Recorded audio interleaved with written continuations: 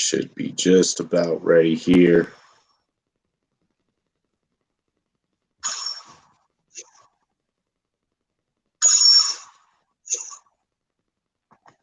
Alrighty. Let's run a fucking show, bro. Hell yeah. Oh shit, we didn't do the usual intro? Well, we will. Hang on. Oh, okay. All right, my bad.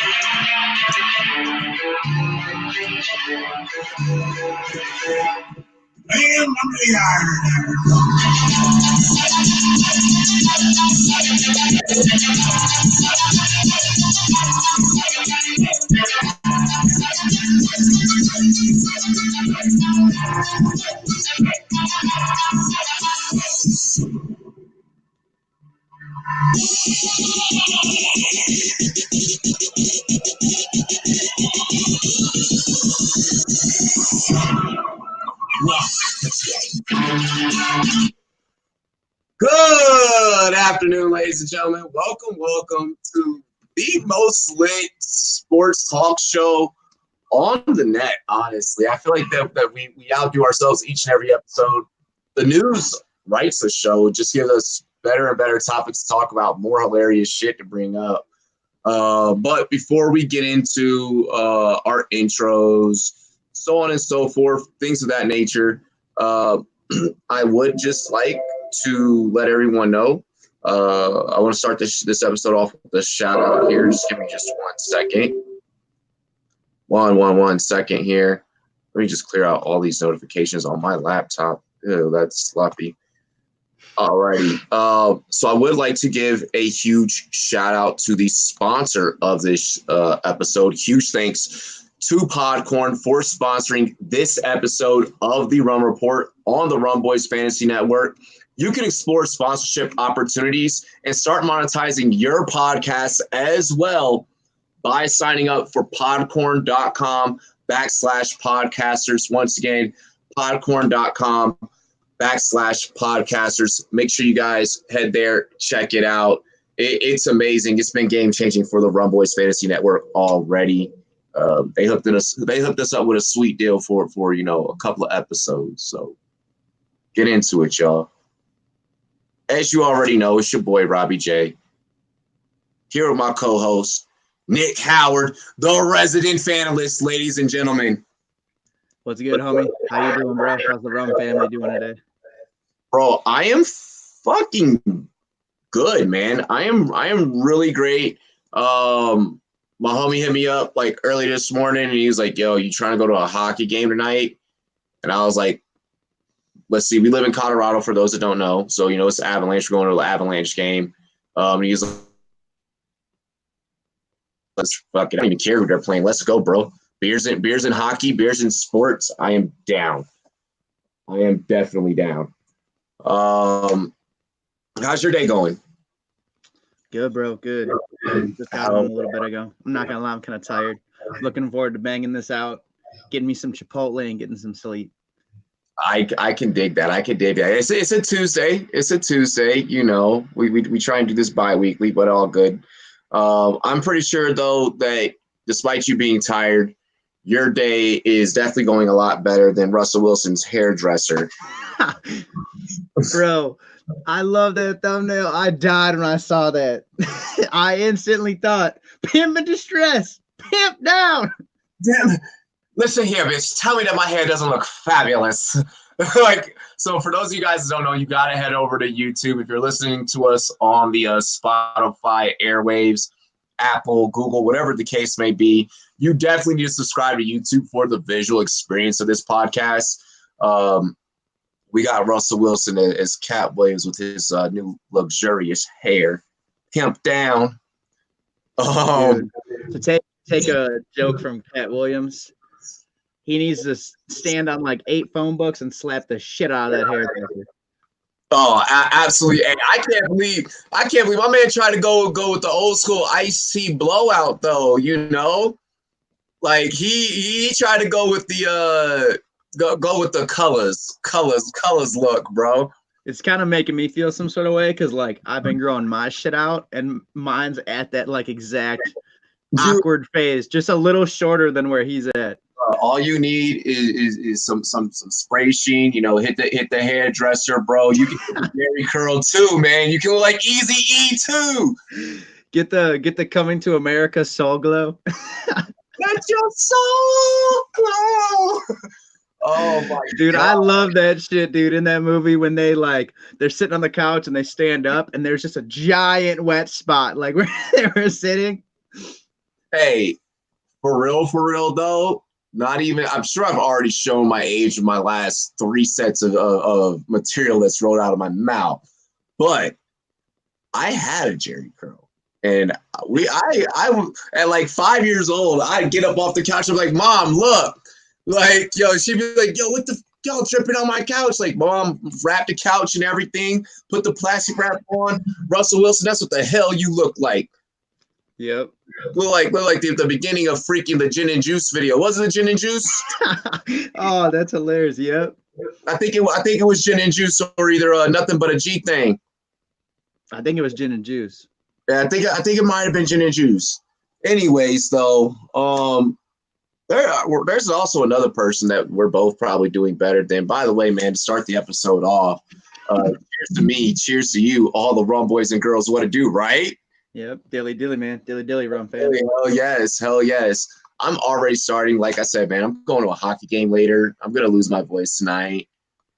You know, it's fucking great. It's great. I might grab me some Coronas on the way home with my Chipotle and try to get the virus. Do it. Catch the coronavirus. Oh my gosh, I can't believe we just went there. No, another person that we are probably doing better than, though, is one Baker Mayfield. And I hate to start the show off with opening so close to home for you. Baker Mayfield, your boy, got caught. Well, he didn't get caught. So let's first just rewind a couple of steps.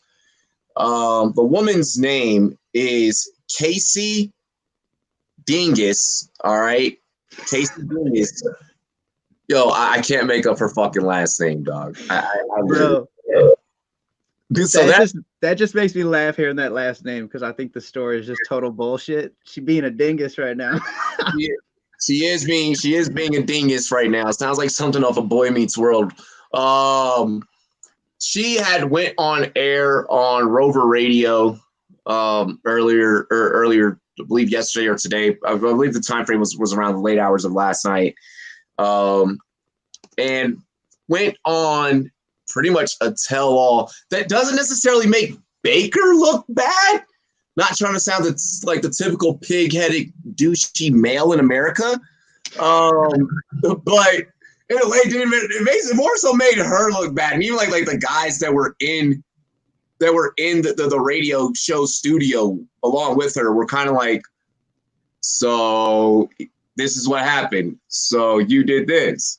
So let's get into it. Casey Dingus, I'm going to just be flat out, gave Baker Mayfield sloppy toppy. That neck. We're going to move to the back seat. Will you give me a lap dance when we watch for the gap, please? A little Roddy Rich shout out there. Yeah, she gave him sloppy toppy in a big body, kind of what I'm picturing. The way that she described it was like this big body, blacked out, murdered out SUV. Sounds like something like the fucking mafia drives around. He had opened up the door, or she had opened up the door and was like, what's up? And he was like, yo, are we going to do this? And then she climbed in and then she gave him, am I allowed to say fellatio on YouTube? Yeah, it's not like really like it's not like too, man. I mean, kind of like I think you should be good with that. It's kind of like that's a loophole. She threw neck. All right. She gave him a shot ahead, and apparently that's all that it was. That's all that it was. Now, what makes this all sketchy? She says that it was within the same week of his wedding. I mean, we know how bachelor parties go, but I just don't think that might have been her. When you see the way that she looked on the radio show, Nick, she looked busted. She looked busted. In my man's defense, maybe he's just like, you all busted up, like, bro. That ain't it. Like, you can suck me up. Now it's been some months, right? Like, it's been some months since like they had hooked up. So if you go on her Twitter, guys, I'm not saying to go and troll the girl. All right, we're not advocating that, but I mean, if you just want to take a peek, I mean, then if it's not big enough here in the thumbnail, then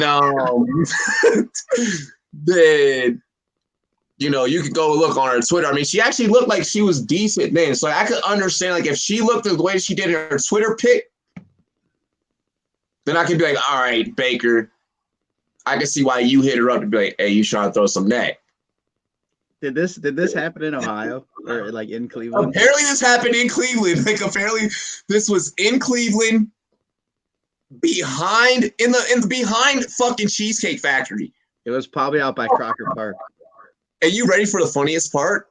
He ain't even buy her a piece of cheesecake, ain't even invite her in for a piece of cheesecake. That's savage as fuck. To go say or nothing. Well, I assume she's from here. She's listening. Browns games. Miss Dick Kiss, if you want, I'll take you to the Cheesecake Factory. I'll buy you some cheesecake too. But we doing this or not? Same as Baker. Here's another thing that makes this look sketchy. So she is following a total of 365 people with a follower count of 6,358. Now, I'm not out here trying to catch bodies in the back of SUVs from NFL players or nothing, but you only got 6,000 people fucking following. You're not that big of a deal. Also, I want to point out that her pinned tweet states this as of the 26th of September, 2018. So way before her and Baker ever got hooked up. So this lets you know what kind of person she premeditatedly already was. The only thing I'm striving to be is a MF, a motherfucking MILF. Girl, we already know what you about. Right. Now here's where you messed up. If that's going to be your pin tweet, throwing neck ain't the way that you do it, girl. You got to climb on top of a motherfucker, okay? I'm sure if she looks like she's hit, I'm sure Baker just like kept it G, like, nah, I ain't trying to see the monkey, just give me that neck and get out. Give me the neck. So yeah. I mean, I'm just saying, bro, like this was the most hilarious story in sports when I woke up today. Like, here's the thing. The original script, when I wrote it, the original outline for today's pod had nothing to do with anything around this. We were going to poke fun at Russell Wilson's hair, talk about the XFL, go on to some other topics. But then this came up. And man, I could not resist roasting Baker for this. You're right. I wouldn't even roast. Like, that's some G shit right there, Bake. Like, if it really went down, like, I said something to you. I think his wife has problems. I think she's kind of a little wild. She's a little controlling. She's like kind of a nutty broad, in my opinion. Love Baker. Partially like her because she's with Baker. That's my man. But yeah, she's like one of them chicks that like you as a homie, like they get married, like and you're like on wedding day, like, bro, you sure? And then like later on after when it doesn't work out, you like hit him with the I told you. Like, she's kind of that type of chick. So if he did do this shit on the side, all right. All right, Bake. But like, hopefully it was before. But I don't know. I think it's G. I think it's hilarious. I don't think it's true though. I think she's just trying to get her 5 minutes. If it's right before your wedding, I get it. Shout out to Jake for the dono hype. He said the Dwight Howard rumor with the T girl was better. No, that was just awful. That was just terrible, man. Damn. But no, this was hilarious because you could tell that she was clout chasing. Like you knew clout chasing right out the gate. Like just the way that she said it and the way that she was sitting there in that radio studio, I was like, I don't know what Twitter video I just clicked on, but this doesn't look like she's sitting there comfortably. And it looks like her eyes kept shifting, bro. Her eyes kept doing that you know that beady little eye thing that politicians do in their line. They're like that little America. That shit. Yeah. She started doing that shit, you know that. And bro, she got her Nancy Pelosi on. Yeah, she hit the Pelosi. We don't do political jokes here, but that shit was just too good. But that's facts. Yo, hey, you do not. This is why you do not mess with Ohio girls. Look, Eminem had even said it off of the new album that he did, where he was like, he said she's from Cincinnati. Something. I know. Hey, look, just go check out the new Eminem album. He even disses Ohio chicks. Nick, y'all got a problem out there. I second that. There's a lot of options. Like I said, I turn over rocks. I get to know people. There's a lot of rocks that I just fucking chuck. Just nope, not that one. Let's hope that the female viewership doesn't try to influence themselves and impose themselves in Cleveland on this episode and see it in a local bar. Like, I already know what you thinking, but you can still get the Baker Mayfield treatment. Hop in this black SUV. Moving on into today's show, though, enough on that one. She's gonna get trolled enough this week. We'll dive name.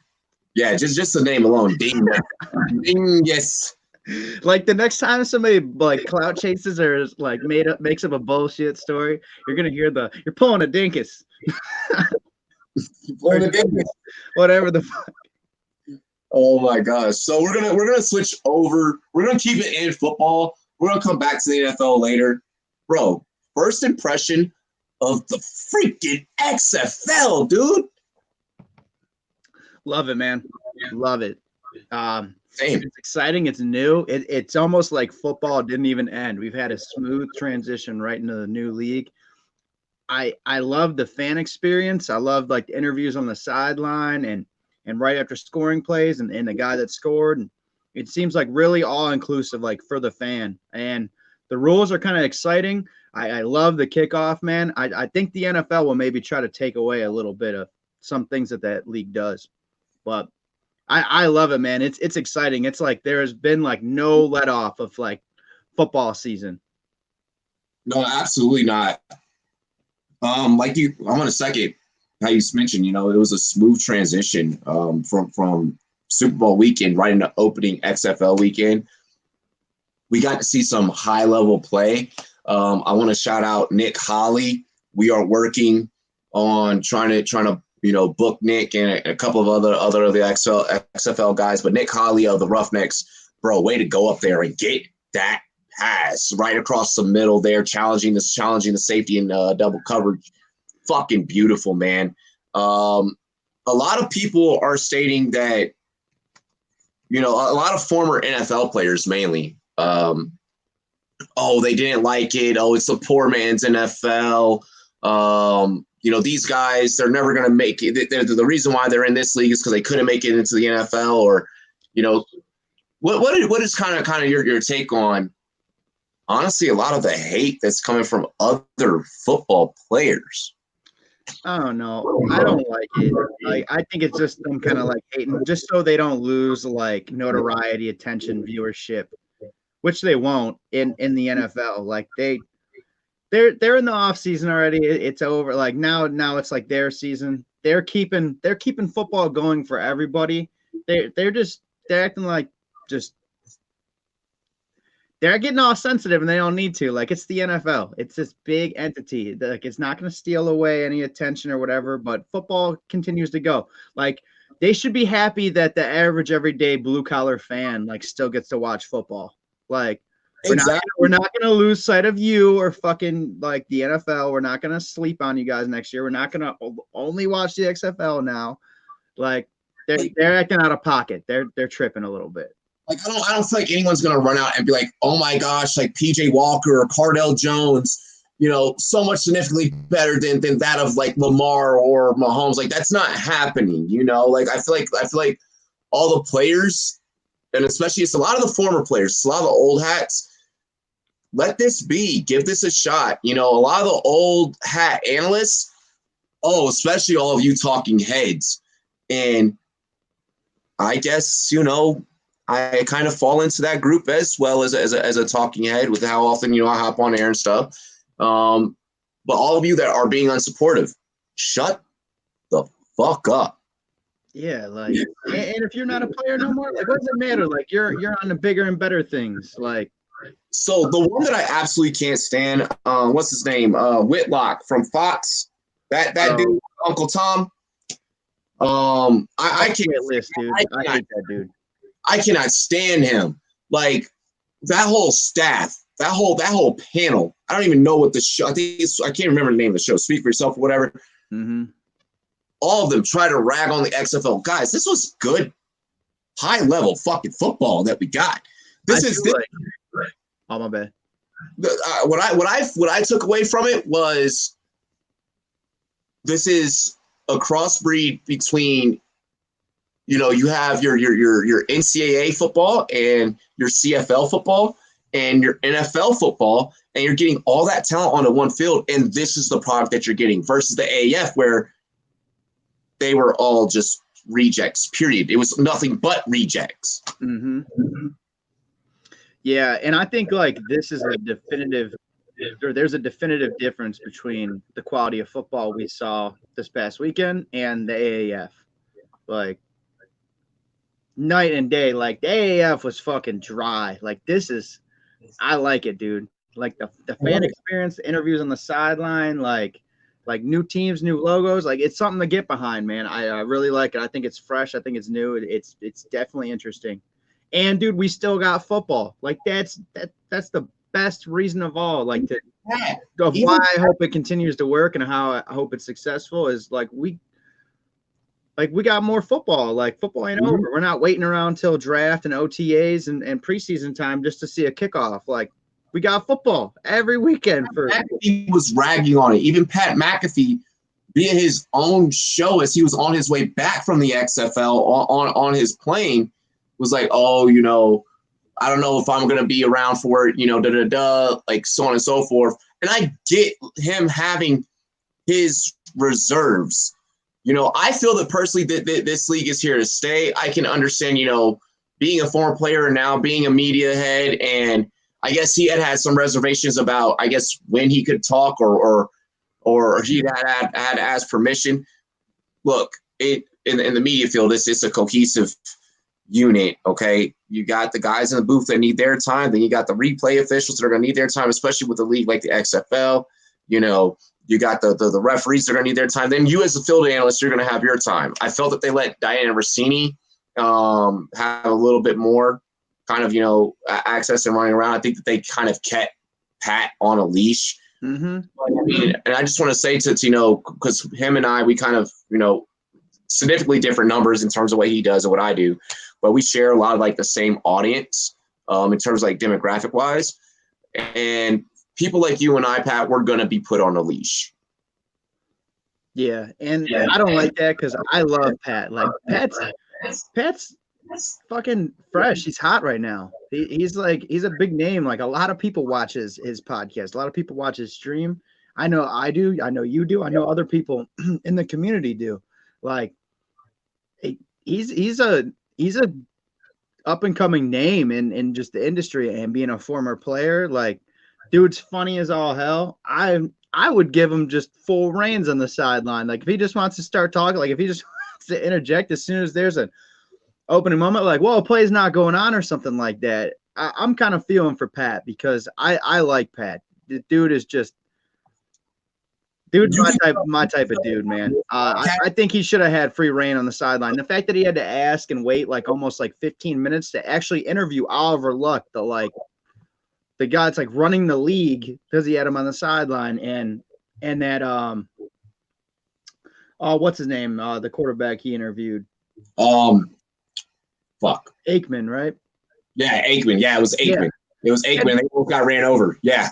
He had to wait like 7-8 minutes to get that interview through too, and there was like really nothing going on. Like, and some of those announcers and stuff were cool. Like, I like some of the people. I really hope they get fucking Gus Johnson on though, because that's like my boy.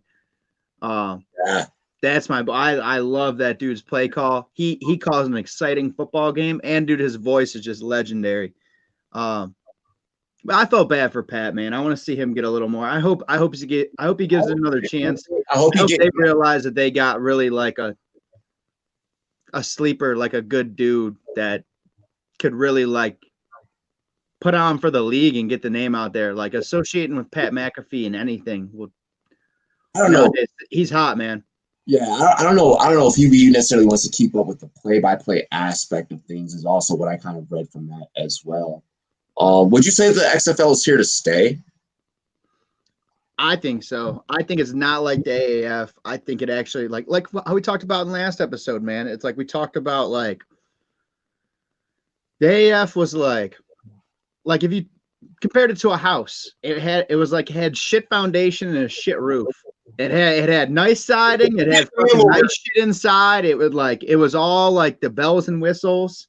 But it wasn't structurally sound. I think this league is structurally sound. It's got a good foundation. Like I've talked with a lot of football fans, a lot of people around. Everybody's excited with it. I've rarely talked to somebody that gives it like less than like a 7, 6 out of 10. Like there's really not very many people besides former analysts or analysts now, former players, like just haters that are like, oh, I give it like a 2 or a 3. It's gonna be just like the AAF. You can't compare. It just seems like it has totally more quality and better structure to it already. Exactly. And I mean, a lot of people, they're complaining, oh, well, their pay structure right now. This is year one. When have you ever known a startup, startup company, startup Fortune 500, startup podcast, come out like, yo, we just going to start paying everyone 6 figures right away. Like, bro, you got to develop the money in order even to get that first. So, I mean, everyone just chill. Like a lot of people that don't have a business mindset or a business conscience. Whenever you try and talk on the business side of things, just shut the hell up, please. Yep. And that was the problem with the AAF. They played themselves. The AAF had an owner that already had a reputation for ruining businesses. Mm-hmm. Oliver Luck, he's known for doing his thing. Yep. Pimping. Yeah. Let's see here. Now this one, and I feel like we're gonna be ahead of the curve on this one here. A lot of people are trying to deny or refute this take there. I'm sure that we're both about to drop. How will the XFL affect the NFL, and not just the NFL, but fantasy football as well? I think it'll actually bring more people and more excitement to fantasy football for the NFL, because I know they got daily going on right now. I'd like to see them have like a regular fantasy, like a standard league with fantasy for XFL. But I think it'll bring more people in, because it's like I said earlier, football is not over. Like there's still like the excitement. Like we're not like dealing with the seasonal depression of like no football and like, all right, we got to watch the NBA. And we talked about it, the NBA lost a little bit of luster, like with me and some other people and some other fans. It's awesome that we still have football. I think it doesn't do anything but help for like next year, because it's just there's still football going on. Somebody will do daily fantasy. Somebody will get in one of these leagues if they start a permanent fantasy, like standard league like that with the XFL, and they'll be excited, and it could be their first year playing, and then they'll play in the NFL, or they'll play for the NFL season this upcoming year. I think it brings more people. I think that just in terms of like the actual football side of things, if the NFL embraces it, and I know that you were talking about, the NFL possibly taking a couple of rules from the XFL. First thing that you have to do, NFL, is when you do that, because I'm sure that it's going to happen because you're looking at trying to make your game safer. And it appears that the XFL has kind of already done that, especially with the special teams kickoff. If you're going to adapt anything from the XFL, you need to make sure that so that it doesn't look like you're purely trying to steal from them, that you make it like, hey, we embrace you guys. We're happy that you're doing what you're doing. We're going to use you as a developmental pipeline sort of a league. So that would be my first big step of advice for them. The second thing is for the fantasy football side of things. This is now going to make fantasy analysts and those of us that analyze fantasy, we're going to have to work a lot harder because what's going to happen is if this becomes a pipeline, this is now where you can't just go out, start up a podcast, start up a show because you know a little bit of football. Mm-hmm. What I think that the XFL is going to create is a pipeline for those students and those athletes that choose not to go to college. This now gives the NFL a pipeline to, okay, well, maybe now we can go and get younger talent and we can bring these guys. You can't come straight out of high school, but if you do a year, 2 years in the XFL, develop that way, we can bring you in, and maybe now that forces the NCAA to have to treat their players better, so on and so forth. I think college football is always going to be a pipeline, irregardless for the NFL. But it's going to force analysts where we have to pay attention to football as a whole and at all levels. Yeah, I could see it, but I would like to see that, but I also college is like the main way to get in the league. And you know how I think, like with perspective and always playing devil's advocate and looking at, other sides of things. I think that would be good for those guys that, college isn't for them, like can't really keep up with their studies, like can't get a scholarship because on average you only get scholarshiped for like 1 or 2 years of your 4 years in school. And that's why a lot of people dip out after the junior year, because it's like, well, they messed with me, and provided for me for 1 or 2. And now there's these new like young bloods coming in and they're giving them all the scholarships. And I did the work and I proved myself here, but I still think that the main pipeline is going to be college football to the NFL. But I would like to see for those guys that college isn't for them, that have that talent to transition and go into this league and get noticed. Yeah, because we both know, like everyone likes to say, oh, well, there's no developmental league, Tree just stated, there's no TBL or Euro League, how the NBA has, TBL, Drew League, G League, Euro League, they have like 6 different, and then they have the NCAA, they have like 5-6 different developmental pools that they can pick talent from. The MLB, they have, college baseball, all their farm leagues and all their farm systems and stuff like that. We got the Colorado Vibes out here, the Colorado Springs Vibes out here, so on and so forth. You look at any other sport, there's developmental levels. UFC will go to Bellator, So I think that I just want to first remind people, there is JUCO, you have the JUCO level. You have, semi-pro levels and stuff like that. It's just those aren't as premier because the NFL is a sport and they're an organization, mainly an organization, a conglomerate that wants to stranglehold on the market of football as an entity. I want to see if the XFL can actually act as a developmental league, and I think that is possible. Yeah. Getting into some of the ratings from the first weekend, the Defenders game had 3.3 million people viewing it. And they had like 20, anywhere between 20,000 to 30,000 people in the stands. I think that's a good turnout for your first week, for your week one. That helps get you out of the hole for all the merch that you were selling. I believe there was another like 17.2 million that watch through ESPN on Sunday. So I mean, I think that is pretty good. I'm excited for week 2, Guardians versus Defenders. I think that game is going to be lit. I will be calling that. Yeah, I think they did very well, man. I heard some statistic or something along the lines of that like the numbers of ticket sales. I heard that between just Saturday, between those 2 games, they outsold the AAF for the whole season. Yeah. Yeah.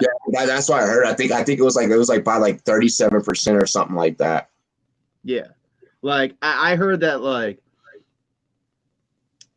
after the first game was over on Saturday and like the lead up just box office, like before the game even started, or even like purchases like online or like through like StubHub and stuff like that, that they had already surpassed the total earnings amount for the AAF period. Yeah, and actually for week 2, there is such a high demand in one market specifically, the Seattle Dragons, that they are having to increase the amounts of available seatings because there was such a high demand for week 2 of tickets after week 1. Yeah. It surprises me. Like, I know Seattle fans are kind of diehards for their team, even a new team like this, a new organization or franchise coming out. Yeah. But the 12s, man, they come out. But I think it says something that they're probably like in conversation to be like bottom 2, like worst team in the league. And 2, I like looking at the schedule. I like that this week it's winner versus winner and loser versus loser all the way across the board. It is. So it's going to balance out the league a little bit more here after these first 2 weeks. Leading up. Like I said, I love this. I'm all for this. And also with the XFL is creating a lane for more media jobs. Pat, you don't take the fucking sideline job. I will. Hell yeah. But hey, looking at the league right now, like who do you got like as far as like just off the top, just like kind of power rankings wise, like who are you like really looking at? Who do you think the team that's hot right now is? You really need to look out for the Defenders, and I'm not just saying that because I'm a DC Defenders fan. They played really, really excellent. I was ready for them to like do some like typical DC shit, and that didn't happen. And I was like, oh snap! Like this team is actually really good. Tickets for the Defenders game actually sold by about like $6 more than the Redskins game. The Redskins game for this year. And then also, I think that Houston with PJ Walker back there under center, you need to look out for him. I'm actually in an XFL league, an XFL fantasy league. My team was auto drafted for me because I was busy. And yeah, it's pretty dope so far. But I look out for those 2 teams the most. Those are the 2 teams that impressed me the most. Yeah, I like the Revenant. I thought they were gonna be like not so good. I thought Walker would be like the highlight point for him, but he really balled out. He looked good. Cardale looked really great. But I'm going with the Renegades. I wouldn't sleep. I think when they get Landry Jones back this next week, they'll look a lot different. They'll have a good I think they have the best run game, best backfield. I think having Landry back will kind of balance it out a little bit.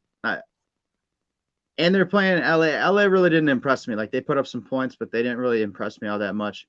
We already got our first shit bowl, our first shit game in this league. The Vipers versus the Dragons. I don't even know what to think about that. I'm all because one of them has to balance out. We got to remember that it's week 1. All these guys are like new, getting to know each other, getting chemistry down.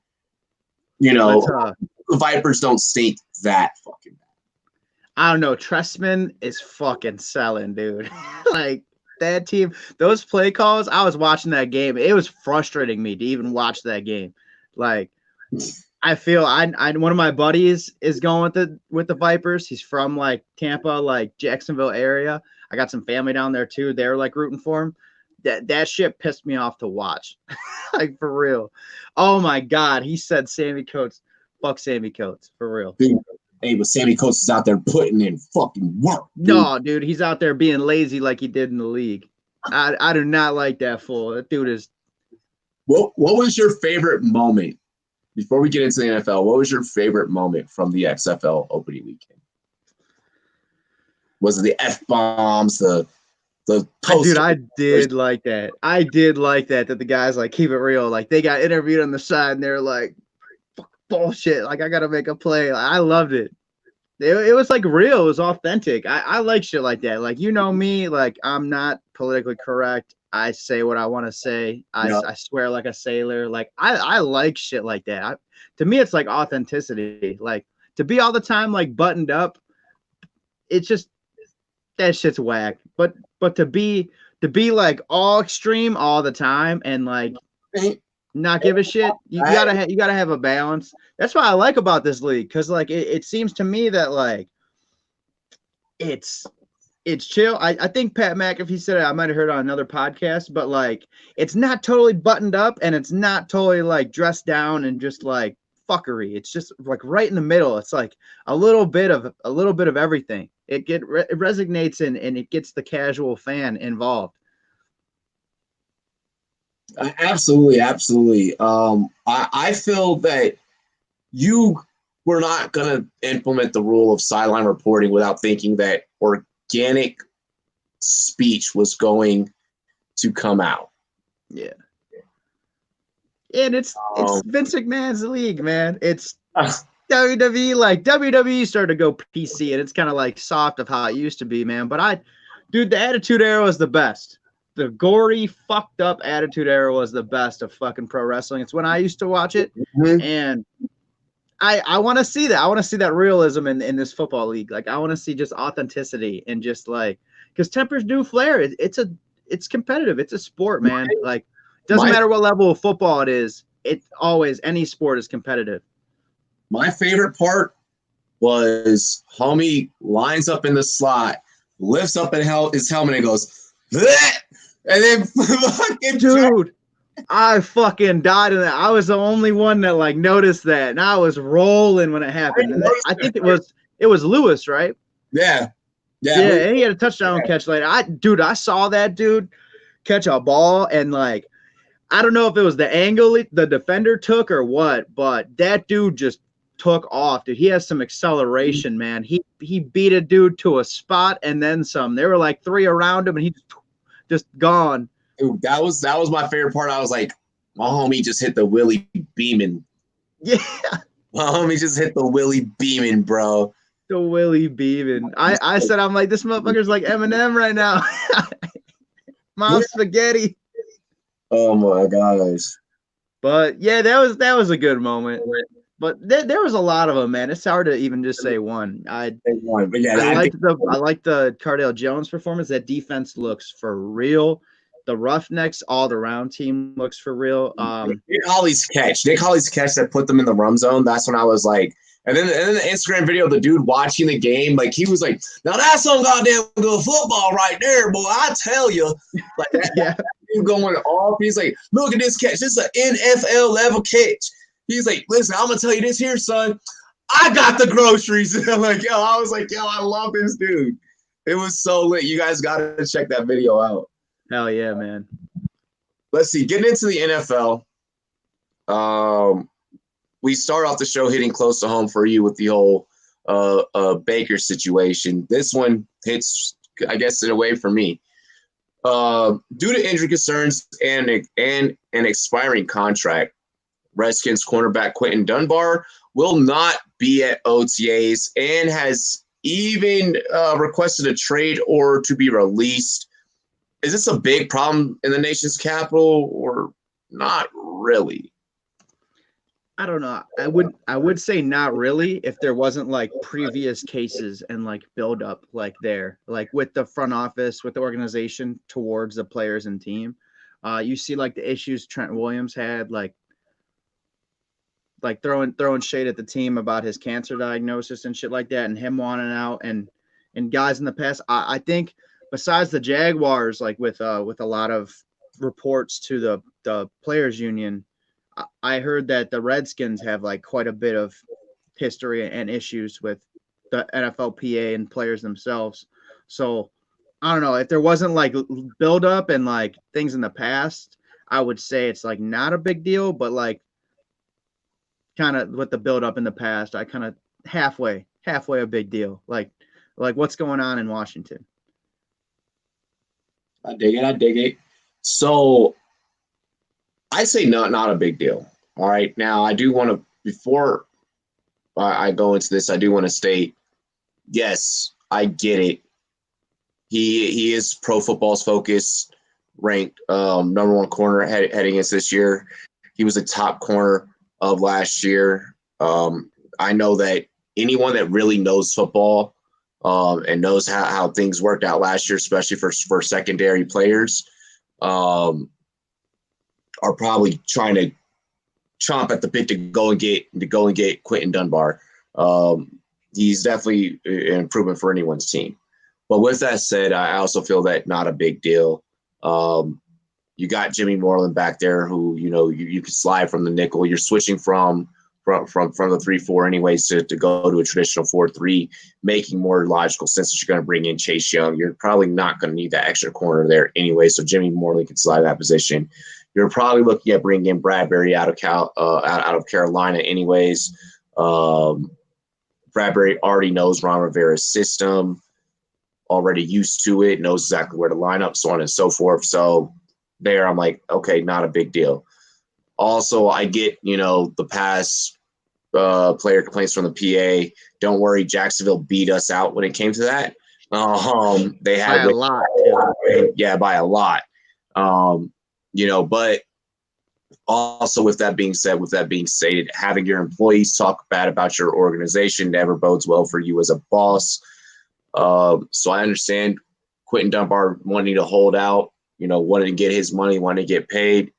But bro, I mean, you're probably you'll probably only have a couple more years left in your career anyways, and you are a replaceable piece. I feel like you could be a replaceable piece. Yeah. I mean, yeah. I don't know. At corner, like yes, there's like a discrepancy in like talent at the corner and DB position, but it's why I feel like teams always should keep like six guys, fresh bodies, fresh legs at the corner position, because you never know who's gonna like come in, step up.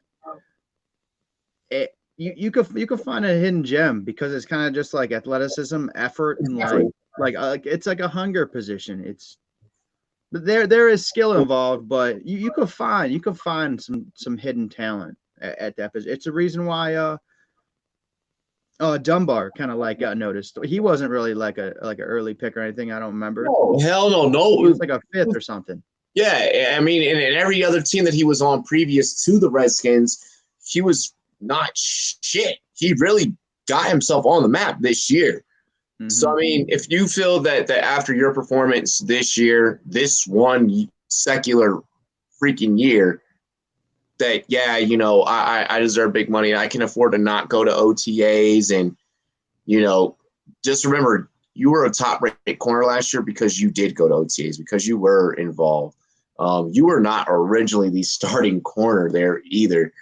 Josh Norman got fucking lazy, wasn't focused, wasn't even focused coming into the season. No, yep. It is there's a million and one things there that I'm like, yeah, it's going to be A-okay. Plus, the team is in rebuild anyways. If you're in rebuild, you're not fucking worried about keeping a piece like that when you're trying to get other pieces that could be more influential to you. Yep. And I totally agree with that, man. It's I purposely left out what team he previously played for that fucking comment right there in the chat. Dunbar showed flashes for the Cowboys. Yeah. I want to showed a little bit. But middle word of that sentence, showed flashes. Flashes. Do you know how that is the exact same thing that many of your other players in your organization for your team have already done for you? They show flashes, and it's like, well, I need you to actually get me over the hump. Irregardless of who's calling the plays, I need you to actually go out there and do something and win a game. I need you to actually call an audible at the line. I need you to actually do this. Once again, Quentin Dunbar, this is not a player that I'm rushing to go and break the bank for. Yeah, I agree, but I hope for his sake though, like going forward, that he, like you said, showing up to OTAs, putting in that work, grinding and having a good year, putting himself on in a way. I hope he continues like that trend, and he does that if he goes somewhere else. You guys bring him back, because it's like you said, in a quote from I think it's Wilt Chamberlain, like talking about Josh Norman, all the talent in the world, but he just kind of like the effort wasn't there. He got a little lazy, and Dunbar stepped in. But it's like the Wilt Chamberlain quote. I believe it's him. The hard work beats talent when talent doesn't work hard. Yeah, when talent doesn't work right, exactly. And I mean, I'm just gonna state this: you're an NFL player, okay? And I'm on social media just as much as anyone else. You know, I'm human. I'm a creature of habit. I see a lot of these NFL guys with like their downtime, and everyone deserves downtime. Sitting there on Instagram Live, trying to hook up with this chick, that chick. One of them even a fucking rookie that I just interviewed. Like, you're really spitting game on live in front of the whole world to see. Like, take that time to go to OTAs. I get that, you're worried about contracts. Even still, like, work out on your own. Like, work out on your own. It doesn't sound like that. And even from Quentin Dunbar's Instagram post, it sounds like he's about to take a regular fucking off season, kind of like how Josh Norman did last year. Mm-hmm. And if that happens again, I don't want you on my team. I want a guy that's going to take the time to work out and put in the work. Oh, shit. He was an undrafted dude. I thought he went late. Well, if he stayed in the league, stuck around for that long, and got on with the team, I think as long as he keeps that work ethic up, he should have no problem transitioning and getting out with another squad, especially showing some flashes in Dallas, having that good year for you guys last year. But yeah, I wouldn't break the bank for him either, to be honest. Exactly. No, I'm not. I'm absolutely not breaking the bank on him. And to be honest, it's not just a Redskins thing. There's not a single team in the league that needs to be going out there and backed up the Brinks truck for this player when this was his one and only best and highest rated performance season. Mm-hmm. That's a fucking problem. That's a serious problem. Getting into our next topic here. Phillip Rivers and the Chargers. We've talked about this a couple of times on this exact show.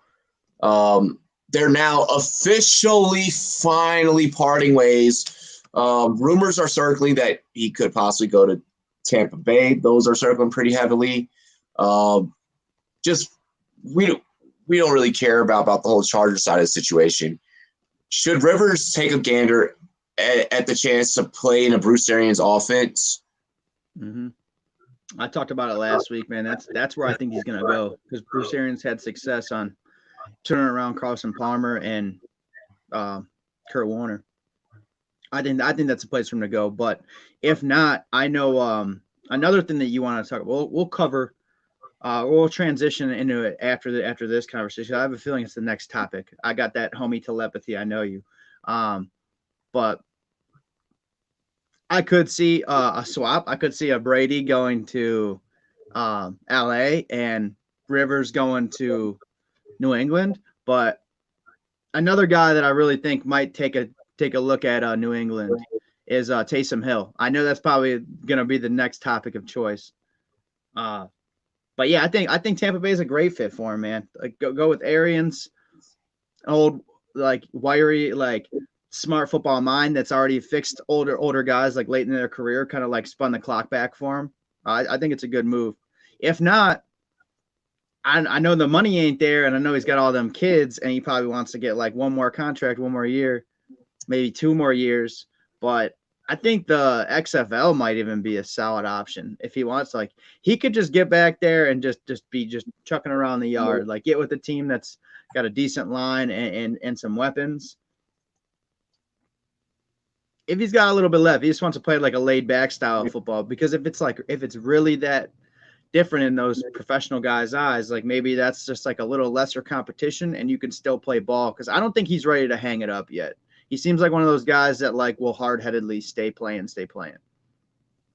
No, I absolutely. And I think so. So for me, this particular topic with this particular player stems back to almost now 2 years of reporting on the decline of his career.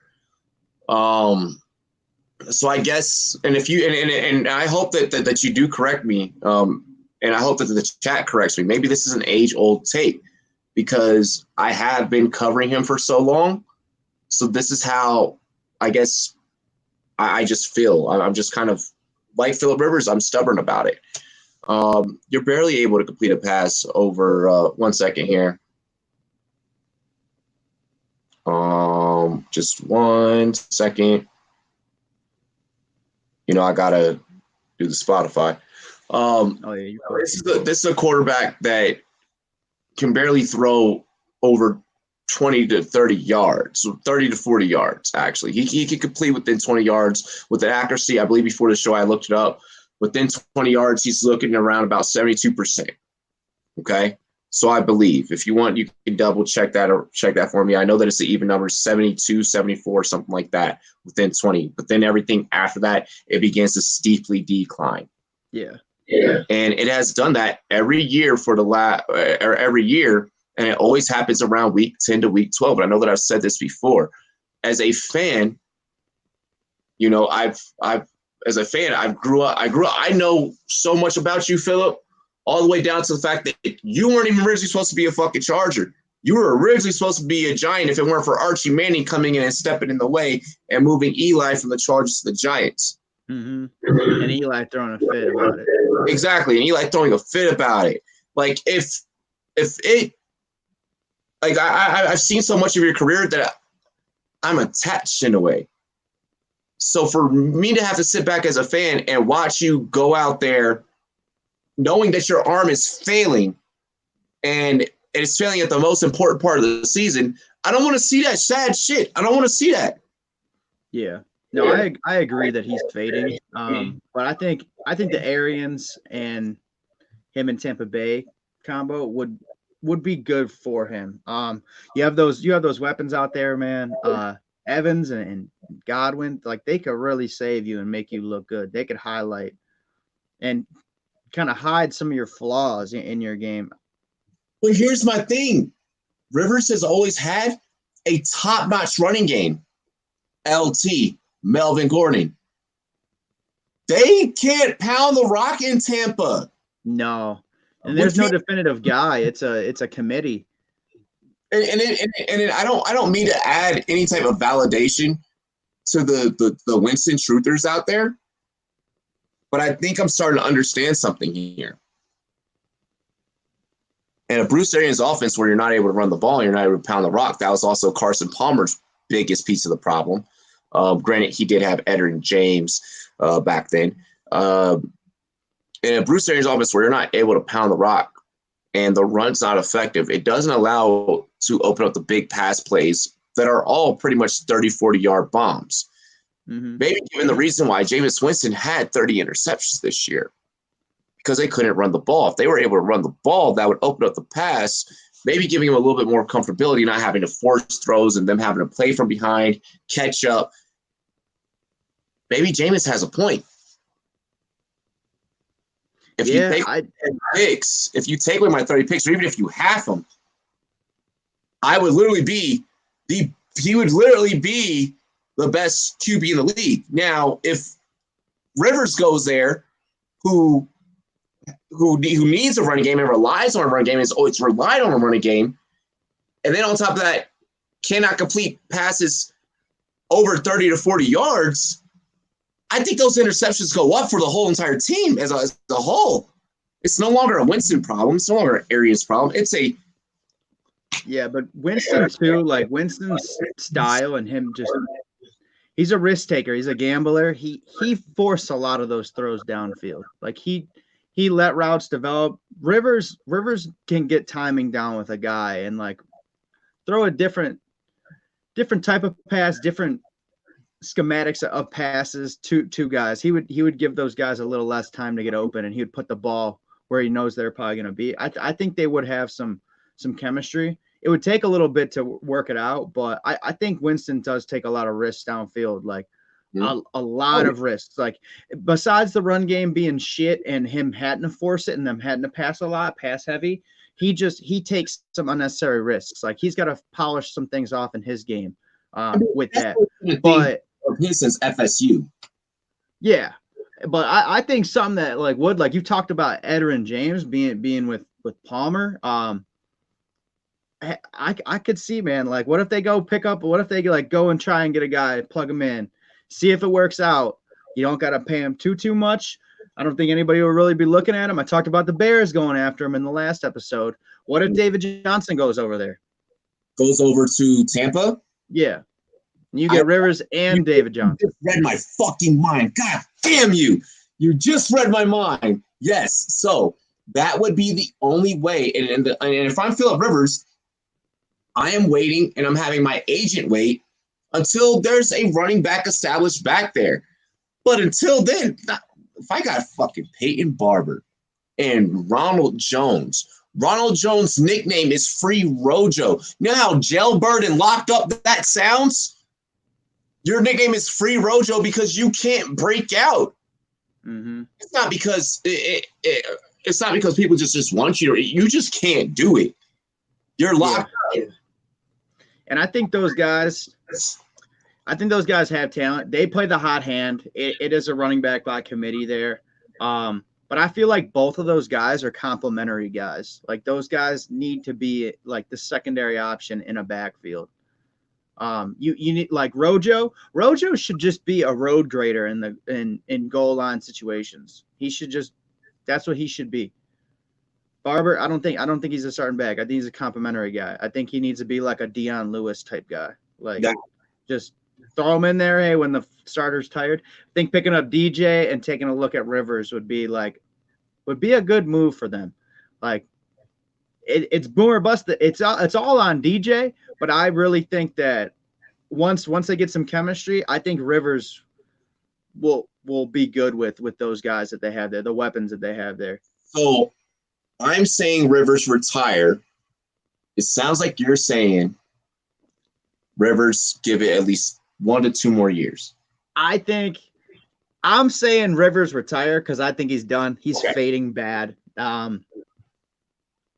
But he just seems to me like we talked a couple episodes ago about guys that just don't want to leave the game and they leave too late and they play themselves on that. And also too, having all them kids, I don't think he wants to go to the XFL and only make 50, 60K. I think he wants to stay for another $8-12 million deal and just throw pretty much just shag balls to fucking great wide receivers in Godwin and Evans. Like I don't think he's gonna walk away. He seems to me like the hard-headed, like love for football type. I don't think he's walking away. Man, I need the guy to walk away for the sake of being a reporter and enjoying the guys that I cover. I don't for you guys that watch the show, it makes great content when we rag and we make jokes and so on and so forth about these guys. But for those of us that we actually cover them and, we realize that, hey, one day we may be sitting in the same room as them. And you sit back and you think about all of your takes of what the fuck you said in the past. You're like, I'm still going to shake his hand, though. Like, it's weird for us. I know that a lot of things that I had said, and especially about one Kyler Murray and Knight, fucked with me when I had to interview him. I was just sitting there looking at him. I was like, man, I can't help but to know that you're going to ball out now that I'm sitting here next to you. But at first, I was like, you baby Yoda looking motherfucker. Yeah. And, dude, like, coming from me, like, I think you're saying, like, I'm a Raiders fan, dude. Like, fuck Phillip Rivers, to be honest. Like, Phillip cry me a river because he could never win the big game. Like, I don't like dude all that much, but I have respect for his history, his past, even though he never really won anything. But he was a serviceable, good, top 10 some years, top 15 guy for most of his career. And I just do not think he's gonna hang it up. He seems to me like the hard-headed, like just love for football. And if he does, he's the type that's gonna transition right into coaching somewhere. He's gonna tell his wife, he's gonna tell like, look, we had all these kids. I know I put the work in. I busted my back. We're busting your back at the same time, but I'm gonna go coach. I'm gonna go coach some shit. Like we'll hit the drawing board. We'll see what's going on the home front in like 5-8 years. But I'm gonna go coach. I'm gonna go put in 20-hour days as a coach somewhere. I don't see him walking away from the game of football anytime soon. You see, it's like, is that fucking Cat Williams with someone else's face? Yeah, it's Russell Wilson. That's Russell Wilson's new dude, bro. You haven't seen Russell Wilson's new dude? Pimp down. Bro, hey, what killed me, I hate to go back to, TC just brought it back up, but I hate to go back to the whole Russell Wilson meme things.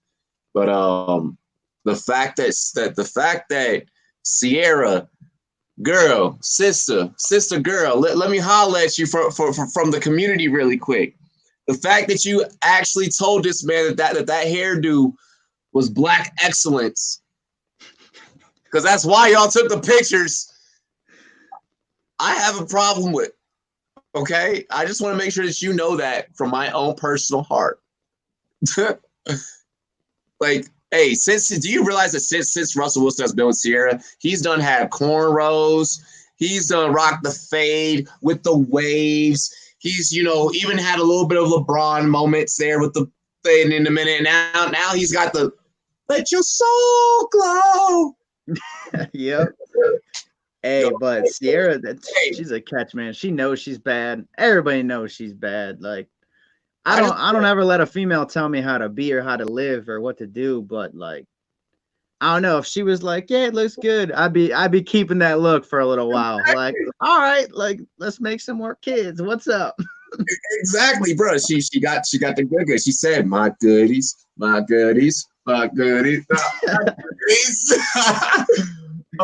Getting into the next topic. So I know that you were thinking that it was actually going to be Brady, and it's actually not. No, I thought it was going to be Taysom Hill was the next thing. It is. I told you, I got that homie telepathy, dog. Taysom Hill on his future, and this is an exact quote from Taysom Hill's mouth. This quote does come from around the NFL, because that's what we do on the Rumboyz Fantasy Network. We quote our sources. In case we ever become a source for y'all, you show us that same love. You probably won't, but still. Taysom Hill on his future. I want to play quarterback in this league, and if New Orleans don't view me that way, well, then I have to leave. End quote. And that's his exact quote. He didn't use the politically correct doesn't view me, does not. He said, he's talked like he was from New Orleans. He hit that, if they don't view me, hey, Wody, I'm out of here.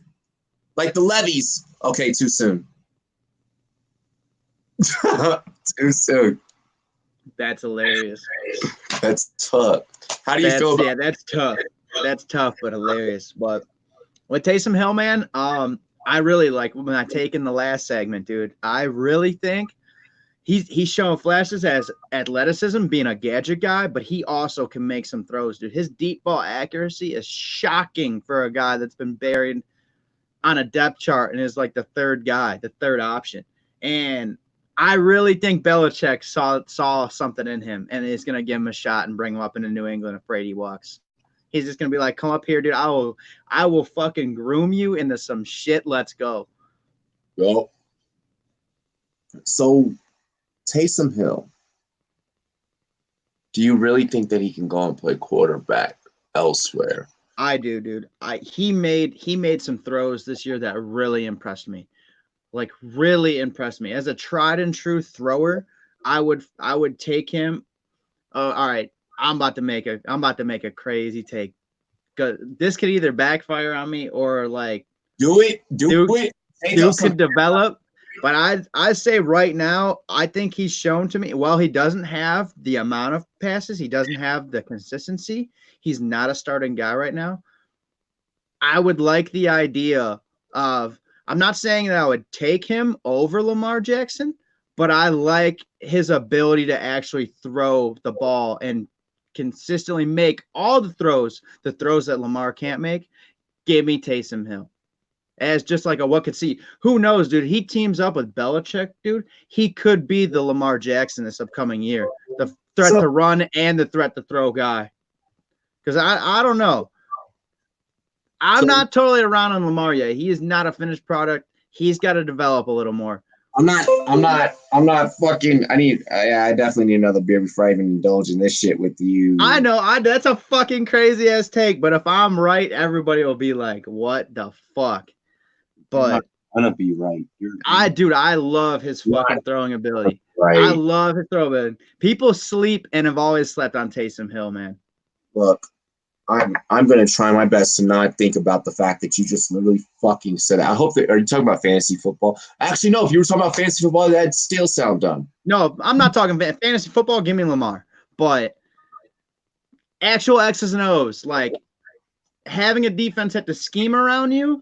He has the threat to run, and I think people sleep on his arm. And if he goes to the right place and he continues to show progression, we talked about this in a couple episodes back about progression and guys blooming late, blooming in their mid-20s, not right away. I really think that if he goes to the right spot, Taysom Hill is a fucking valid X's and O's real football threat.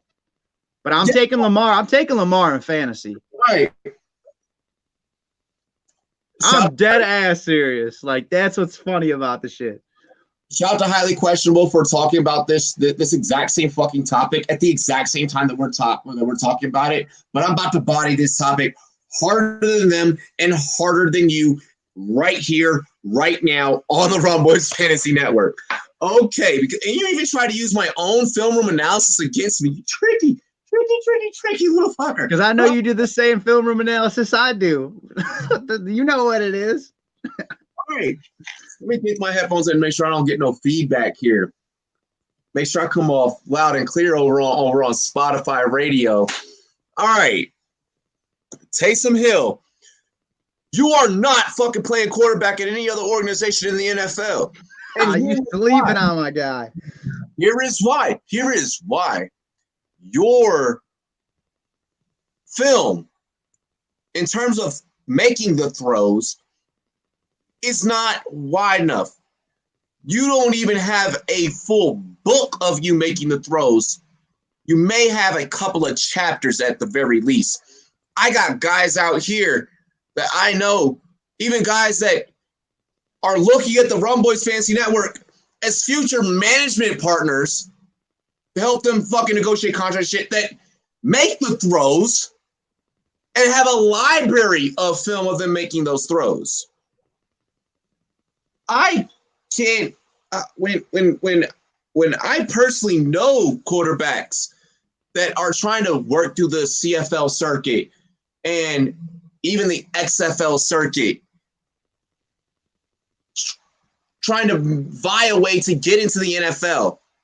When I know guys on the JUCO level making the throws better, Taysom Hill, I am sorry, I don't see you playing for any other team. The only way that your future is secured is by being the Swiss Army knife. The only way that your future is secured as a quarterback is Drew Brees retiring either this year or you waiting until he retires next year. It's coming. Just be patient, young fella. I feel you, young bull. You got that about you. You want it. You want to get out there. You want to prove that you could be a quarterback. Not yet. You still got to worry about Teddy Bridgewater in front of you. Teddy Bridgewater could get the reins in New Orleans. And I think he is going to.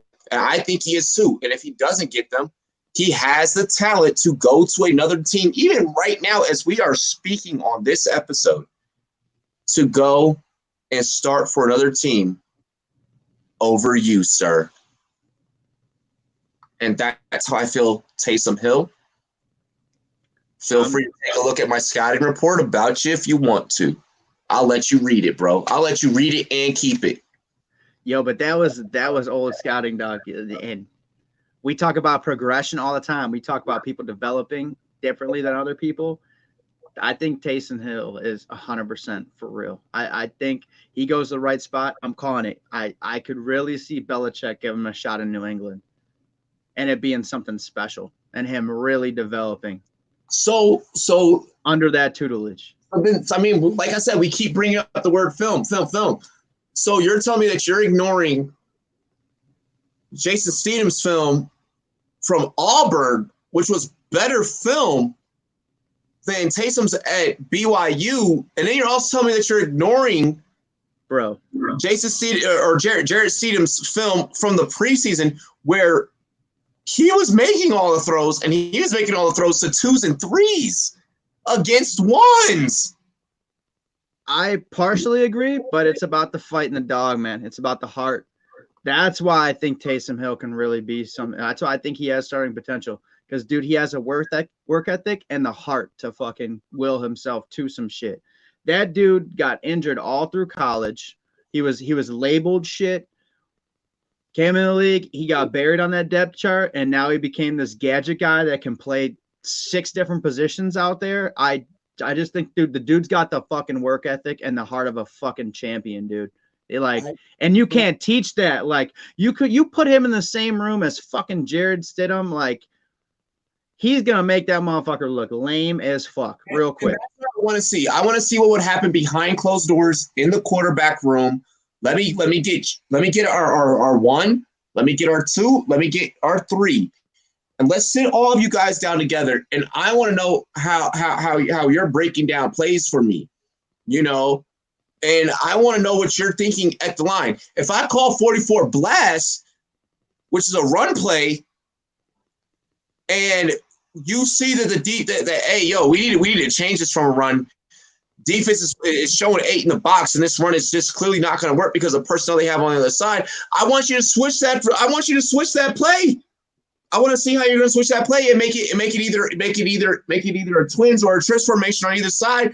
Overload some receivers for me, but I can't, or overload one side for me, and then maybe you try and you can make it a play action at that point. I don't know if Taysom has had so many jobs in the NFL that I don't know he's going to be able to do all of that pre-snap.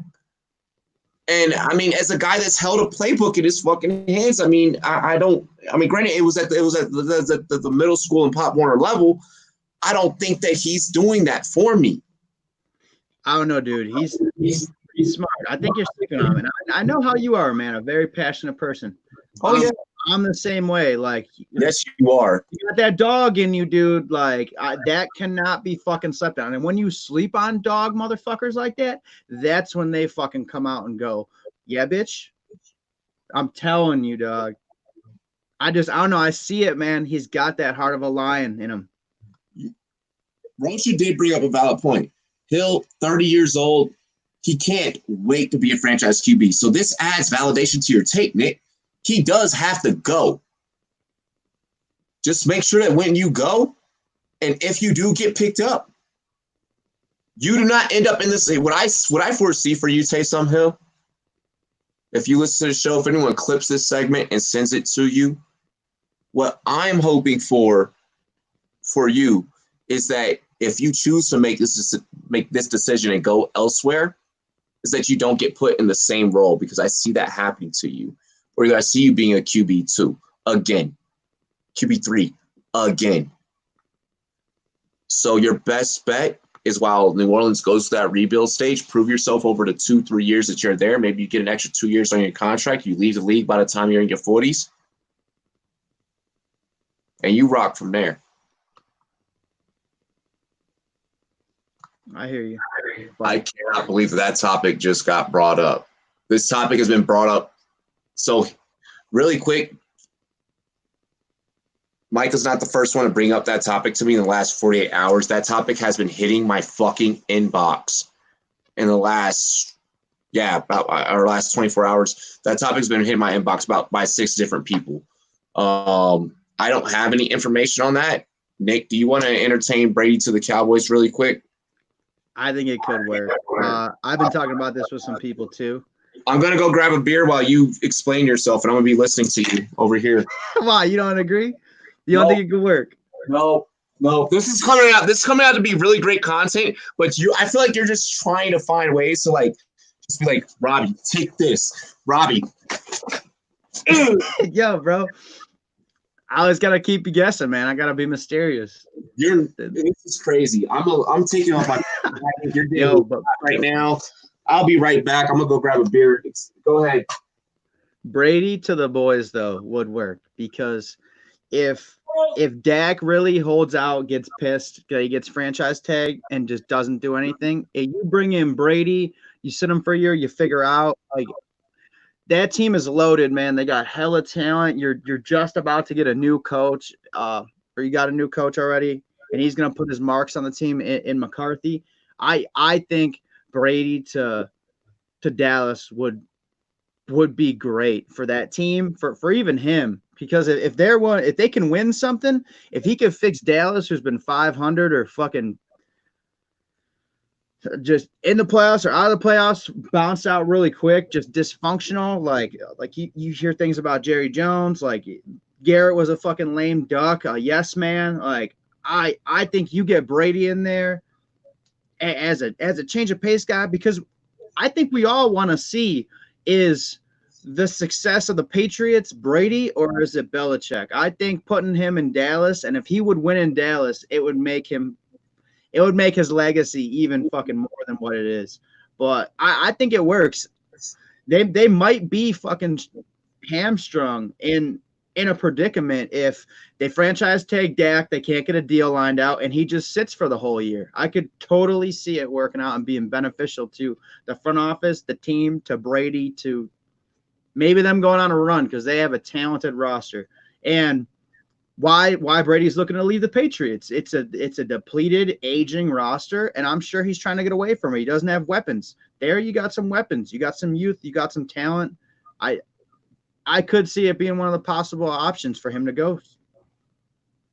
No, absolutely positively not. So here's why. I can't believe I just fucking took the Spotify recording with me at the same time. I'm stupid. Go ahead and just bullet point yours really fast. Fuck. I think with the talent there, with us thinking back, is Brady the guy or is Belichick the guy that you attribute a lot of the success that was there with them for him going over there. If Dak does hold out, you're fucked with Dak. Like who are you gonna roll out there and play? If Dak holds out for the whole year because you pissed him off and you franchise tagged him and you couldn't get a deal done all last year. Like I think it really is a good move to, if that is a scenario, bring in Brady. Like, so here's the thing. Okay, give him more talent. He's probably wanting to leave New England because he thinks he's the guy. He's the reason for their success, and that's an aging, depleted, like barely any weapons offense. So hear me out. Here's what's going to happen to the Dallas Cowboys if it ends up being more Belichick. You get known as the organization that even with Tom Brady, you couldn't win. Brady will go down as being known as, hey, yo, it was all Belichick, yada, yada, yada, so on and so forth, this, that, and the third. The Cowboys have a completely different angle that they got to worry about. That's step one. Step two, who's going to be your quarterback out for 2023? Because now you have to worry about the fact that, well, you probably pissed off Dak, and Dak doesn't want to be there now at that point. Brady's going to retire at that point, 45. Like, let's face it, like you worry about that bridge when you got to cross it, dog. Okay, and if you are the Cowboys, and if that is your plan to worry about the bridge when you cross it, you fuck yourself. You fuck yourself. Maybe for a season or two, but they found Dak in what, the fourth round? They found Dak after how many years of dealing with Tony Romo's mediocrity? How many snaps did he freaking punt hold snaps, which he should have never been out there doing? Did he fumble in the fucking playoffs before they were like, yeah, let's bring in Dak? Yeah. There was so much turmoil. This organization has been through enough. Why hype your fan base up again? Raise expectations higher than what they already are, all for that to come back and bite you in the ass. If you go out there and you do not win with Tom Brady, this pisses away all of your 90s Super Bowls. Your 90s Super Bowls, me as a fan that's wanting to debate against, me as a Redskins fan that's going to debate against, you couldn't even fucking win with Tom Brady. You couldn't win with Tom Brady. Greatest quarterback of all time. You had a fluke in that everything goes away. Not everything looks tarnished. Don't do this, Dallas. Do not do this. See, I think you worry if it makes for a title, if it shuts up some people to say that like they're far away from the '90s Cowboys, they haven't won anything. To win one, and maybe Dak isn't the guy. Like maybe they know something like we don't. Maybe they're not willing to invest in him long term. Maybe that's why they're playing around with him. Like maybe they're prepared to get that next guy. Like after they maybe like win one. Have all this talent because they're also going to be salary cap strapped in the next couple. Like they're going to actually have to naturally have an organic rebuild anyway, and they're going to have to build through the draft, and they're probably going to let some guys go or trade some guys away for draft capital. So you might as well see what you got for 2 or 3 years, 2 years probably, and then when it comes time for 2023, 2024, you build through the draft, you do it all again. So once again, you have to look at the root. And the big piece of what you just said, if it does not work, all you did all of that for nothing. You did everything for nothing. You went and you got Brady, you paid him all the money that he's going to be requesting for nothing. I don't know, man. I had this conversation with somebody the other day, man. You got to do your due diligence. Nothing is more frustrating than like being involved with something and like not giving it your full, like not giving it the, like, let's see what happens. Let's make it the best we possibly can. And let's roll with it and see what happens. To have that like regret of like, I could have done this. I could have done that. I could have done a little more. That's bullshit. That is one of the most frustrating things in life. I'm the type, like, I get into anything. If I'm gonna even get into it, I like need to want it. I need to love it. I need to like actually fucking want the shit. But I'm gonna fucking give it my all. And I don't like when it's expecting it's cool to give 50%, give 80%, not like full on like lay it all out and see what the fuck could happen. I would totally, if I'm Dallas, do this, see it out. Fucking regardless, dude, you can't be worried about the fucking ramifications. You can't be afraid to fucking shoot the shot when you could score, you could fucking miss. Fuck that, dude. Take the fucking chance. Take the risk, dude. Live in the fucking moment, dude. Let me flip for you and everyone else in the chat so that people can understand maybe my perspective. All right. Let's say that it wasn't the Cowboys name linked to this story. It was the Redskins name. Okay. I am still sitting back and I'm like, yeah, no, fuck that. Dude's about to be out the league anyways. I'm not that desperate for a fucking Super Bowl win that I'm willing to piss away my next couple of years of when I could maybe get a couple of those for me to go get one player, go bankrupt, and that not happen. And there's a possibility that he's not going to do that. I'm sorry, people. I wholeheartedly believe, especially now with this going on, and I feel that I am going to be proven right if Brady when Brady chooses to stay in New England, because he will choose to stay in New England, that it doesn't matter who Brady goes to. It's all Belichick. The take that I'm making, I don't think it's all Belichick. I feel like that it doesn't matter where Brady goes. He could go to your Vegas Raiders. He could even go to the Browns. He could take over Mahomes' spot in Kansas City. I don't give a damn. I think a big portion of this was Belichick, and I don't think that he can win a title with a different team. The team that he can win a title with has been designated to him when he got drafted and took over for Bledsoe.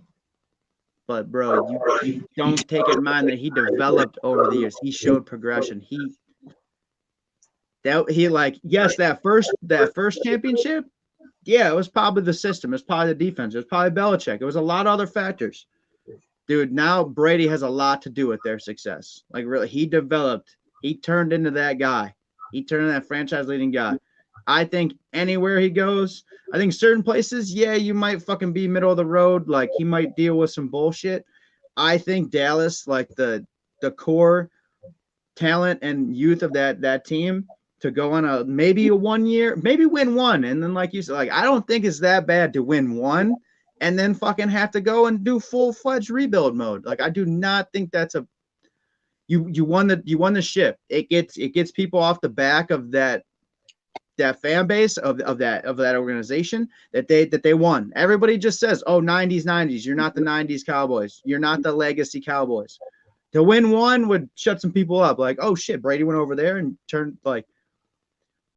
You maximize that talent and you want to. Then at that point, the argument becomes, but then at that point, so the point that you're trying to make is that would make the fans happy. I mean, that would make that fan base happy. In reality, you know what every fucking single show and show writer is going to go on air and say. So Brady won them the ring. I mean, it counts as a ring for the whole team. It would then fall back on, okay, so it's not Belichick, then it is Brady. That proved my Brady over Belichick thing wrong. A ring's a ring, man. Do we discount the Golden State Warriors because KD fucking went over there and fucking made hella fucking plays and pretty much carried them to some shit? We don't. Do we discount them? No, we don't. We don't, but it does get brought up. Rocha, I agree with you. If Brady does go anywhere else, it will be LA or Vegas. He has to get his wife as close to the West Coast. She has been kind of, whining and moaning, complaining about getting into some warmer weather. So if he does it, and that's why the Cowboys wouldn't be far-fetched, because it's pretty warm in Texas. So Cowboys, I mean, not far-fetched for Brady, but that's where I'm at. I think partly, like, I don't mean to fuck with you, man, but like, I think partly like you don't want to see it because that for fucking a year or two, like they would be kicking the shit out of the division. But you got to have hope in your Redskins. They're building with youth and organically. Like, yeah, him going over there, they would kick you guys around for a season or two. So him going to the Cowboys. Realistically, the only thing I'm dealing with is an extra "we them boys" for like another fucking 2 years. They're still not going to get a ring. I think they could. The NFC is significantly more competitive and has significantly better talent than that of the AFC as a whole. Period. Yeah. So if they make it to the Super Bowl, it could be an easy game for them. And Brady would get a reloaded roster with youth, with more talent than he has on a depleted team of all vets and really no weapons in New England. I mean, we'll see. We'll definitely see. We'll definitely see, bro.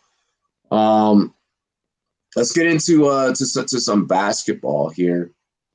First, starting off with basketball, make sure that you guys check out the Basketball League. That streams live every weekend, Friday through Sunday on Sportscaster. I am one of the official commentators of that league and of Sportscaster, so make sure that you guys check it out, support us. It means a lot. It means a lot to the league, plus that new technology that we got going on. Imagine if we got that in with the full staff, working cameras in stadiums, so keep promoting, keep showing us that love. Let's start off here, though, with the NBA. Many NBA enthusiasts believe that come playoff time, Kawhi will be the claw of the law that we all know, and he's going to swat everyone in the West out of the race for the chip. Is there a team that could take the Clippers out before they even reach the finals, before they even reach the Western Conference Finals, let alone? I think with the talent acquisitions for for the Lakers. I think they're like one guy away. I really think we talked about this too. I know I said it last time. I've talked about this with other guys too. Go get J.R. Smith. I don't care what anybody says. It's another hot take.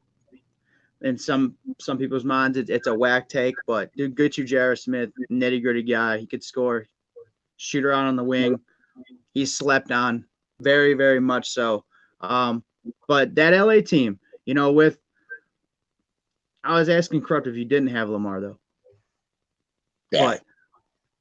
But I could see the Lakers, with like losing Kobe too, like there being like a want, a will, a hunger to win one for him, like, to honor him in that sense. I could see that, but I hope they make it, because I could see in a 7-game series format. I think if they get healthy, I think that the Portland Trail Blazers could actually like fuck with some people, like, and make some fucking games. Yeah. Like, you cannot sleep on Dame time. But yeah, those are like the 3 teams that I think are going to be like full on in the hunt in the West. The Nuggets too, like the Nuggets are a deep squad too. They're another team that I think maybe worries teams like matchup wise in a 7-game series. So I kind of I don't want to sleep on them. Yeah, man, I gotta go to an Avalanche game. Don't get me murdered by saying anything bad about the Nuggets. Let's see here. No, for real, no. Real thing though. The Clippers' depth is what scares me, because that was their strongest attribute last year, and we saw them kind of work their way throughout the playoffs against the rest of the league. We kind of saw we saw them have a massive comeback against a stacked Warriors team.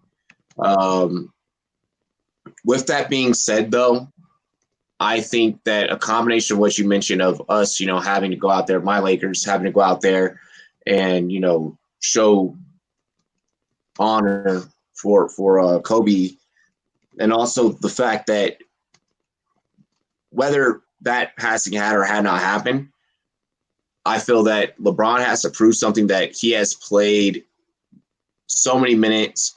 Load management is just complete BS and all this other, jazz, that they got to go out there and they got to crush it. They got to kill it. And that's the team they got to do it against.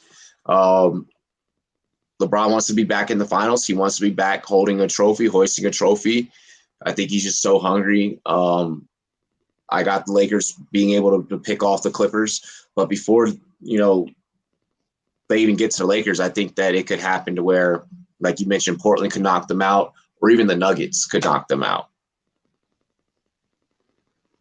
Yeah. I'm with you, man. Hell yeah. I felt that one was kind of quick. Let's see here. Heading over to the Eastern Conference, do the Raptors, and keeping it kind of on the topic of Kawhi, do the Raptors stand a chance as the playoffs approach against the Milwaukee Bucks? They're just right behind them. I like the Raptors. That's another nitty gritty team that I like. Really like the depth. I like matchups with anybody else. I really think that they're gonna go on a run and do something. I think the Bucks suffered a big loss in losing Brogdon last year in the offseason. Mm-hmm. Just I don't know. You can't really expect Giannis to just carry. I think that's what you saw last year. Yeah.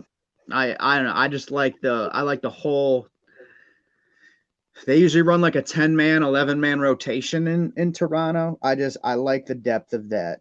I feel like the 8th, 9th, 10th guy are in a sense better than the 6th, 7th, 8th guy on Milwaukee squad. Okay. So I'm gonna have to pick against the Raptors in this one, and I'm gonna have to say that they don't have what it takes. I just think that Giannis is just too much of a force. I picked it to be Lakers Bucks in the finals, as my way too early prediction. So far, it's shaping out. So far, so good. I think they could take the Bucks maybe in a 7-game series. They're going to take the Bucks maybe to Game 5. At the best, Game 6. There's not a 7-game series between these two teams. It's just not happening. I know that Siakam has done amazing this year. I know that Nick Nurse is one hell of a freaking coach. But I think that the talent is just so far apart between the two teams that I just gotta go with the Bucks. I gotta go with the Bucks there. I think that the Bucks are the favorite in the East. And Giannis is just too much of a force. He's a monster. Yeah. Matter of fact, Giannis reminds me of the green Monstar from Space Jam. Remember that big green fucker? Yeah. Yeah, that's exactly what the hell Giannis reminds me of, bro. Let's see here. Embiid, he shushed his own 76ers crowd after much controversy that had been going down this season between that team. Teammates kind of pointing the fingers at each other, the crowd heckling, so on and so forth. Do the Sixers trade him away and start the process all over again after this season, or do they go in and keep him, keep the process going? No, you keep a guy like Embiid, you keep a versatile big that fucking fills up the stat sheet, that developed a shot. Fucking knock on wood, if he stays healthy, that's a fucking bona fide stud in the league. You get rid of a guy like Ben Simmons who fucking still has not developed a shot and is just a fucking mismatch, and you get yourself a true and tried point guard in the NBA. Absolutely. I say that if you're breaking up any piece of this, you're sending Simmons away. The same thing that I said last episode, I believe. You're sending Simmons away. Everyone is running around right now saying trade Simmons. See Corrupt in the chat, trade Simmons. Everyone's saying trade Simmons because of the potential overhaul that you could get for a player like Simmons. We look at, how Oklahoma did what they did and, sitting away Brody and Paul George and, the massive amounts of overhaul picks that they had gotten, and to where now, like, they're still pretty much a contending team. They're a fighting team. Mm-hmm. A lot of people are thinking that maybe Philadelphia can do that exact same thing. And I don't know, me, the type of player that Embiid is, I risk losing a talent like that, someone that I feel that is the nucleus of that team and of that organization when they're on the floor. That's why I feel like you get rid of Simmons and you try and get picks and you try and get an overhaul for him. I just don't. I can't picture Embiid being elsewhere. But I mean, if you're shushing the crowd now at this point, and if the crowd is doubting you and doubting what you brought to the city of Philadelphia, even though it has not been in the form of a championship or a ring, then dude, fuck them. Go somewhere else and go get your money, and go chase rings. I mean, there's plenty of powerhouse teams that would love to have you with them. Yeah. Come to LA. Yeah. And dude, I made this take, like talking with some actual 76ers fans, made the point they shouldn't have let JJ Redick walk. They're having problems, like somebody said in the chat. The best shooter is Fork Maz compared to Embiid on that squad. And to bring up JJ Redick, if I were them, I'm giving a call right now to fucking Nola. Well, not right now. I'm going to wait till after the season's over because the trade deadline's up. But I'm calling Nola. Give me, for Ben Simmons and maybe a pick, give me JJ Redick back, give me Brandon Ingram, and give me Drew Holiday back, and a pick maybe. Yeah. That wouldn't be a bad call to make. I could very well see, trying to get Drew Holiday, especially. I think that could be a piece that could set them over the edge. He showed some flashes there. He plays nitty-gritty defense. He can be relied upon as a shooter. He's not a scrub at shooting the ball, and he can run an actual offense playing a true point guard. You could play him at the shooting guard if you get another guy that's good in playmaking, good at bringing the ball up, orchestrating an offense, and then you get a wing, a shooting guard wing forward combo in Ingram that's been a mismatch, been taking advantage of some things that's really showed development this year. A lot of broke through. A lot of development. Ingram has impressed me now that he's not underneath the shadows of honestly anyone else. Ingram has been underneath the wing of two legends now. Yeah. And two, to add on, because like that does kind of seem like a little bit light on what the Pelicans are getting. Throwing Josh Richardson over there. Just give him another shooter, because they could use somebody to be a shooter. Like Zion, not really a shooter, like showed some flashes. He was good in it from the 3-point in his debut, but he's gonna be a nitty-gritty post guy. That's what he's gonna be. He's gonna need time to develop.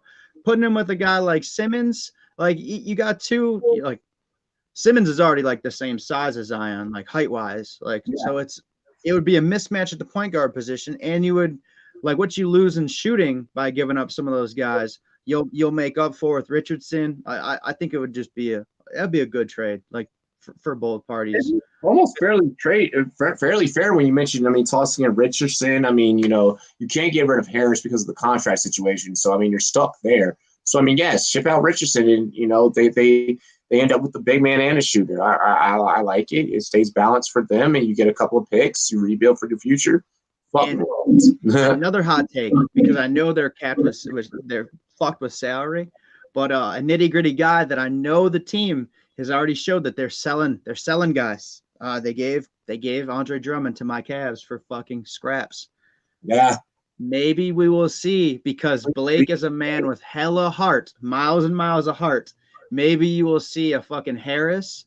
If they do get an Ingram and slot him in at the small forward, maybe you see a Harris for Blake Griffin. And they have just a dominant post game, outside wing game, and they develop a good young guard. Okay. I see you. That's a hot take. That's what I would do. If I'm running the 76ers, that's what I'm doing. And get the fuck with a Brent Brown.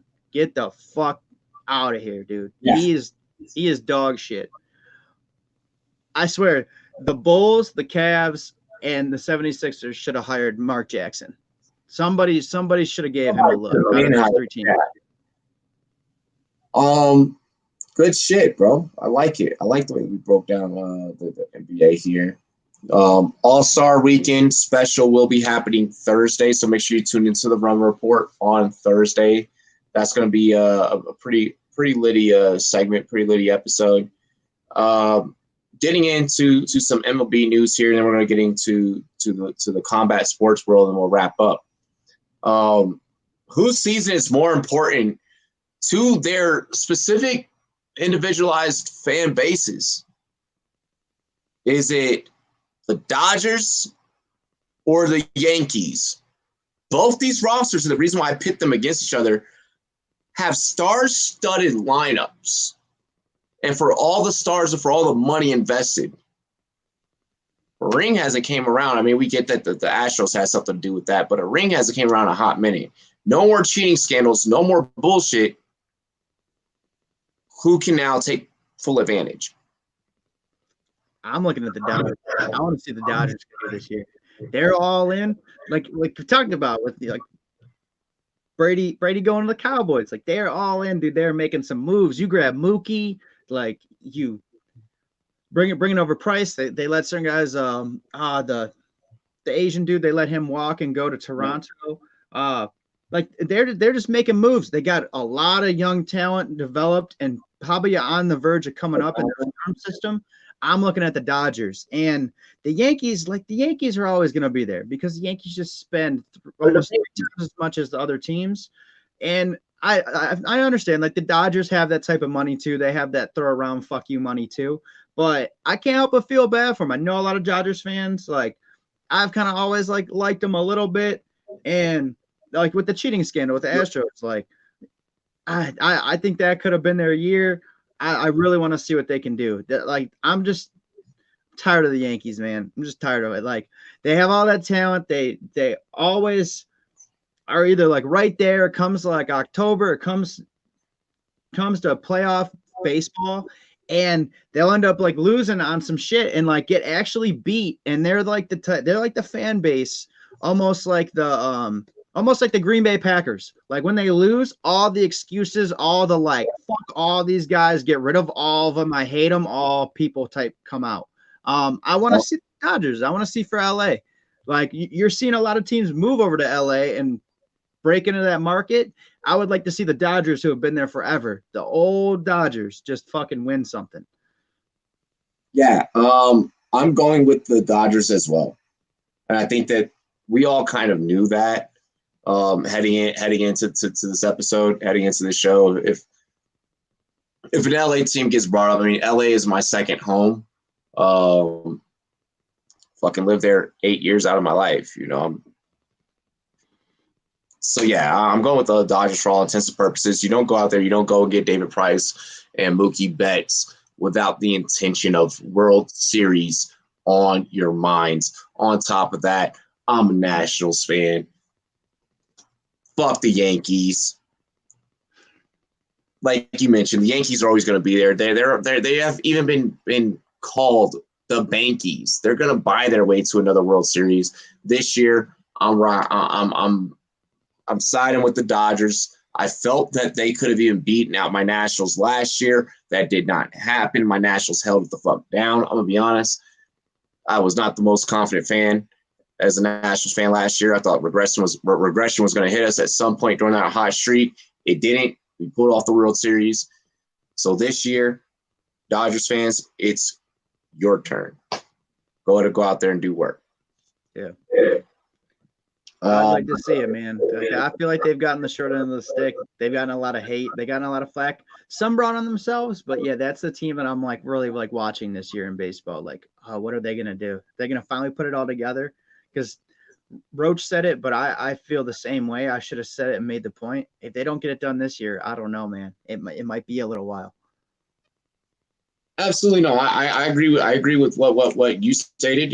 What Roach has stated in the chat. If it's not this year, then when? You have to really go like, you know. They would have to shed some contracts. They'd probably have to move some developed prospect and youth talent in order to kind of just like rebuild and reload. Okay, I'm reloaded. It doesn't sound good if the Dodgers do not get one this year. LA, my prayers are with y'all. I hope you get one this year. I'm not like most sports fans. Most sports fans, they'd be like, man, if I'm, they'd be like, yo, if I'm you and I'm a Nationals fan, I'm like, the Nationals need to go and get another one right now. Yo, we haven't gotten one in years. I'm happy with the fucking one, okay? Let's just let that be. Like, I'm satisfied. I got to see one in my lifetime. Now, my kids, they got to deal with their own shit when they get older. Another team, we talked about it last episode, another team that I'm really looking at over there in the same area, man. The Angels. LA team, a California team. Yeah, the Angels, dude. Dude, the fucking Angels are nasty. Rendon, you mean to tell me Rendon and Trout are going to be back-to-back to each other? Yeah. Done. Now, if there's anyone that is going to take the crown of California, it is going to be Anaheim. Look out for the Angels. We will talk about them probably Thursday. We'll go more in depth there. Good take. That's another team to watch, though. Like Angels don't have the pitching, dude, but they got hitting. And if you could stay hot with hitting, dude, you could run with hitting really far. But pitching is where you get kind of your bones and a lot of your money's worth in the playoffs. We're gonna you kind of peeked into the next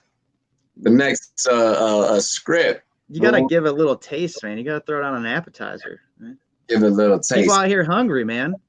Oh yeah, give the people and the fans what they want, man. You called me a man of the people like a couple times back. You are a man of people. We are the people's champs. Probably besides the taking Taysom Hill for the Patriots and fucking Brady the Cowboys. Besides that, I'm a man of the people. It was juicy content, and I loved it. Hell yeah. MLB looking to expand its playoff format, but I don't know if you've looked at it, but this is like pretty wacky, okay? Let me go ahead and pull it. Have you read it over kind of what they're looking to do? No, not really. All right. So here, I want to make sure I read this shit correctly. First to quote Trevor Bauer, no idea who made this new playoff format proposal, but Rob is responsible for releasing it, not this Rob.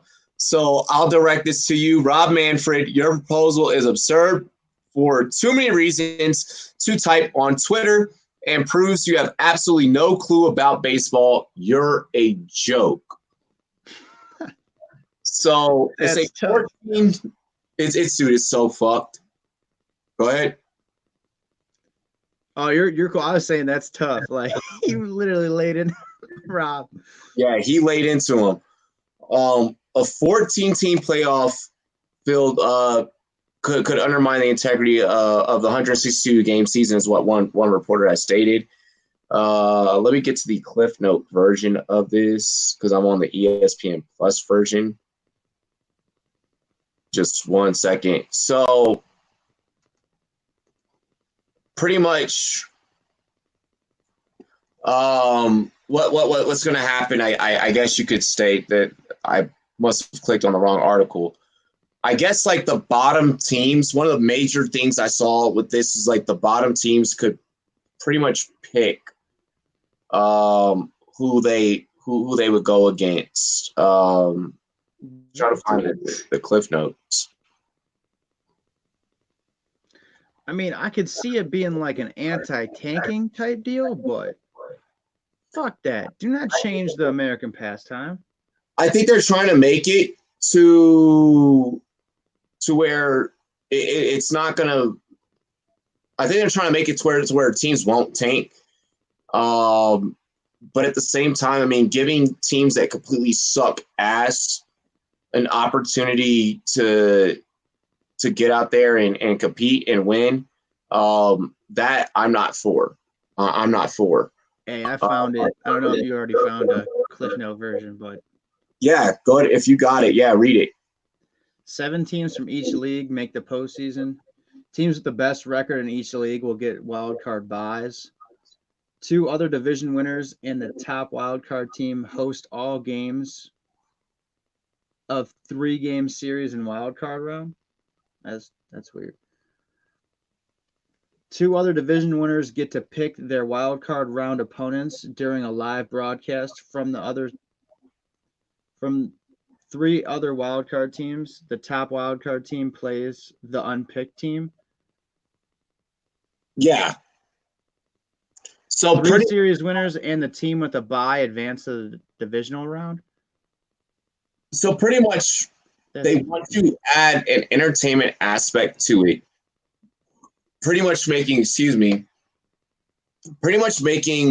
the integrity value of sports that we know into a mockery of reality TV. You can't mix sports, religion, politics, fucking you don't mix reality TV like stupid shit like that. You don't mix sports and emotion unless like you don't have fan bases vote. You know what I'm saying?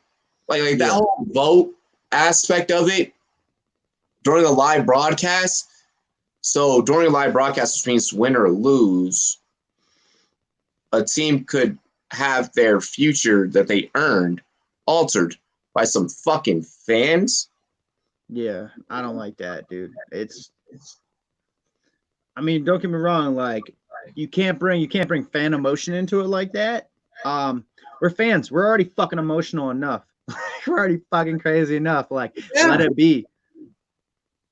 Dude, I know people in the media that try their best to look at things super objectively and just eyes wide open, like, but because they are from a certain area or their alma mater is a certain area, they will sway a take in one particular direction. Woody Page works here in Denver, has swayed certain takes Now he doesn't. Now he's not infamous for this. He doesn't do this shit all the fucking time. But maybe here and there he may be like, yeah, Nuggets, yeah, Avalanche, yeah, Rockies. Like, you know, Yeah. I don't like this idea. I really don't like the idea of there being an unpicked team. So I guess in a way, a team that did not make it into the playoffs could make it into the playoffs. Talking playoffs? Playoffs? That's the part that's fucking mind blowing. No, baseball, you're on crack. Already like you're on drugs for wanting to have 100+ game season, 182, 162 plus game season. That's already insane. The fact that you are, from what I know, is that the current playoff proposal wouldn't affect anything in terms of how long or how short the season was. What I don't like is, I get that you want to get the fans interactive, but we're not responsible enough, okay? We're just not responsible enough, is what I'm really trying to say. Yeah. I don't know. Take that out of it, because then you have fan bias and you have emotional bias. It's just, we're already, like I said, emotional enough as fans of all of our teams, fans of the pastime and just Major League Baseball. That's stupid. Don't do that shit. Yeah. Let the players play. Whatever happens. Like that's trying to control too much. That's trying to control like a false narrative. Like it really sounds like a reality fucking TV show now. Mm-hmm. Exactly. It sounds like a reality TV show. And at that, I mean, teams that didn't perform shouldn't even be given an opportunity. That's the way that competition works. I want to get rid of participation trophy society, even though I live in it. Dude, I can't stand it. I'm going to be that parent. Like, I don't have kids. When it comes time, man, I'm going to teach my kids work ethic, the value of $1, and fucking not to take that shit. You don't feel good about that shit. You know, like it was always back in the day. If I hit a home run, I got some ice cream or a fucking pizza. If I fucking made a play, if I had a good fucking basketball game, got a reward. Not just for fucking going out there. Like, I don't know. I don't like the participation award, like buddy bench, like soft society that we're getting into. It's like just showing up, lacing up your shoes, and being there in person. You don't deserve anything for that. What you get out of that? What you get out of that is whatever you're doing, the fucking task at hand. You lace up to go and fucking do a workout. You're getting the workout in. You shouldn't get a fucking participation award for fucking just showing, hey, good job, gold star, good job you came today. Exactly. We all breathe. There's no need for special treatment for you breathing. Yeah. And two, it takes away like competition dynamics, man. Like you feel some sort of way when you're an athlete and some shit and you fucking lose. You're on the worst squad. Like you want to fucking better yourself. It makes everybody, it makes the fucking team that won the ship and the fucking team dead last in the league and all of them through feel some sort of way about winning, not being as, like, being as hungry to win or being as hungry to have success, being as hungry to make plays. Everybody just gets nonchalant and gets soft about shit. Hashtag baseball ass hats. All that. Yo, I'm with my boy Trevor Bauer. I love dude. He loves Cleveland too. I heard a rumor as soon as he's freed up from a contract, he's coming back here. He doesn't care. He'll take a hometown discount on a discount on a discount. Like he fucking loves it here. That'd be fire. That would be fire. Let's see here. So I do want to take the time to really quick reiterate. We're about to get into our combat sports. I want to throw this out there. Cesar Gutierrez should be making his return, ladies and gentlemen, to just right underneath that Bellator, some Midwest portal into Bellator. He's back. He's going to be arriving back into the octagon this spring. We're looking at a February 22nd return date, the same day as another big fight that we're going to talk about here. I just want to point out that I'm excited as one of his sponsors.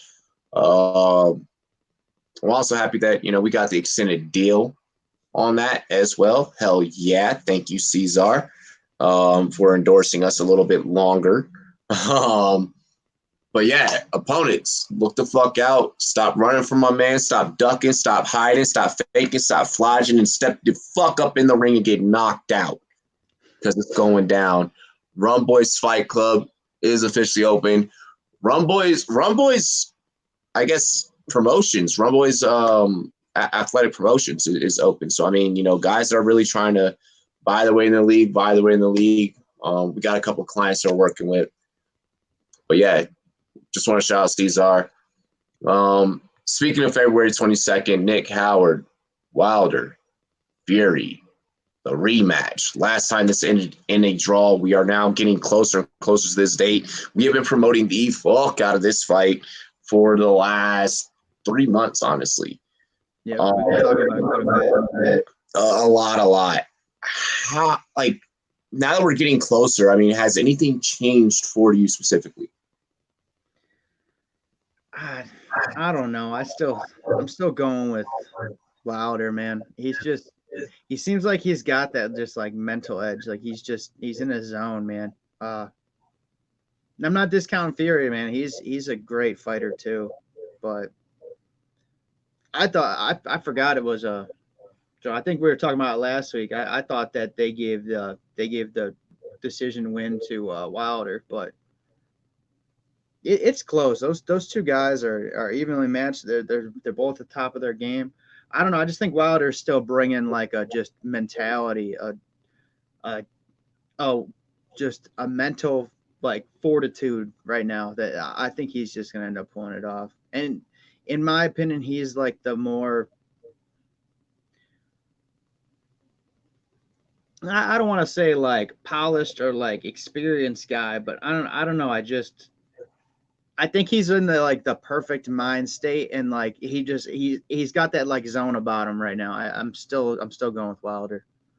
No, I feel it. I mean, the Bronze Bomber is definitely a competitor. Excuse me. I'm still rocking with Fury. I'm pulling a U, and I'm basing this off of heart. I'm basing this off of hard work and dedication, so on and so forth.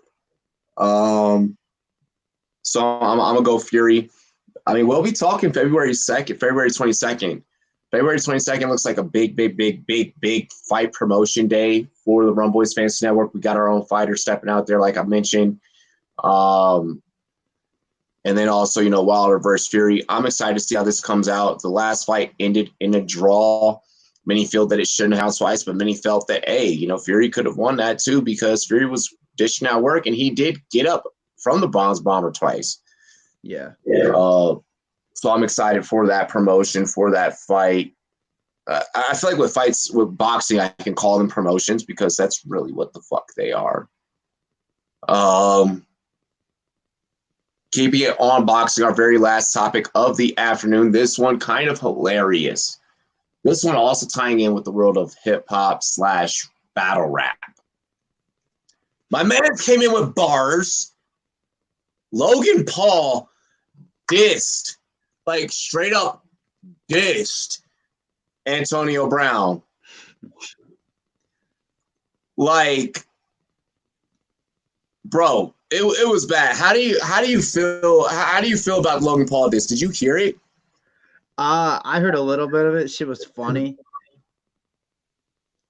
I can't help but like just think that it's in a way like building up like a publicity stunt in a way of if AB put out that video. I don't even like really talking or giving credit and credence to AB, like he's a clown, but he put out a video pretty much apologizing and admitting some wrongs and some faults in the past couple for some indiscretions and shit.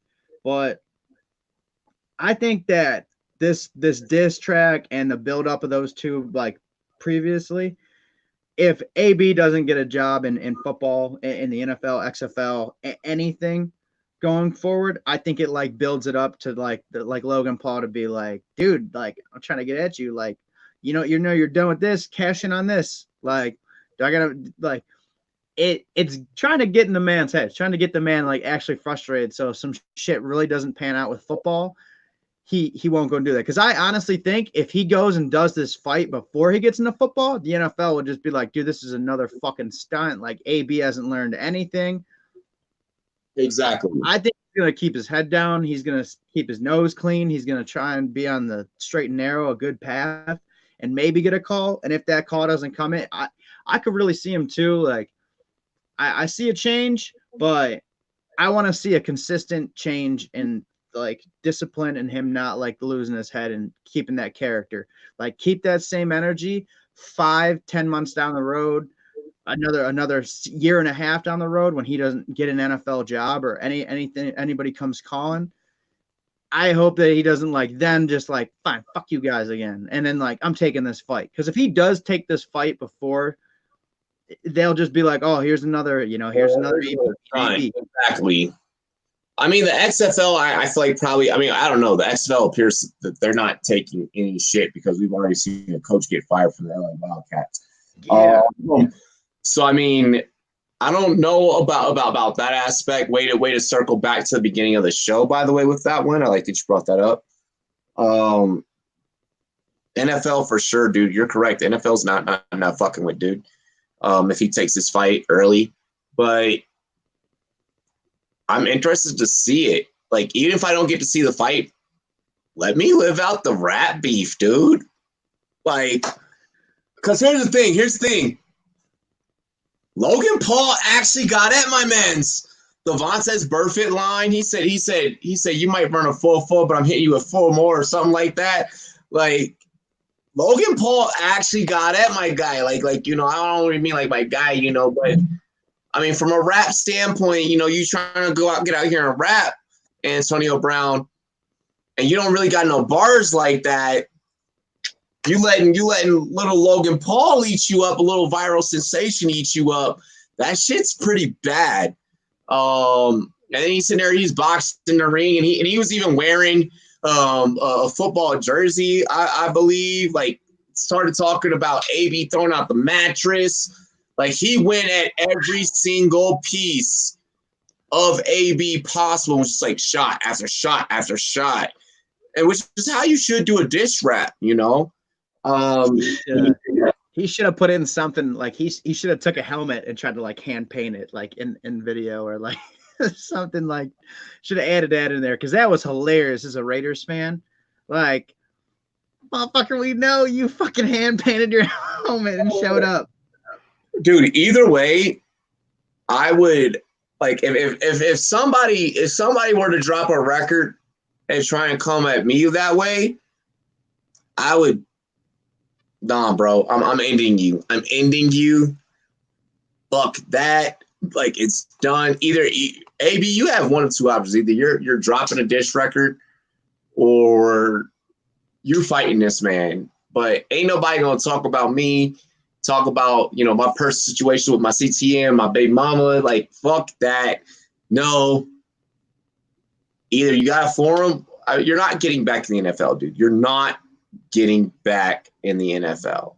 Yeah. I don't think he is either. I think he was done a while ago, but I don't think he's going to respond.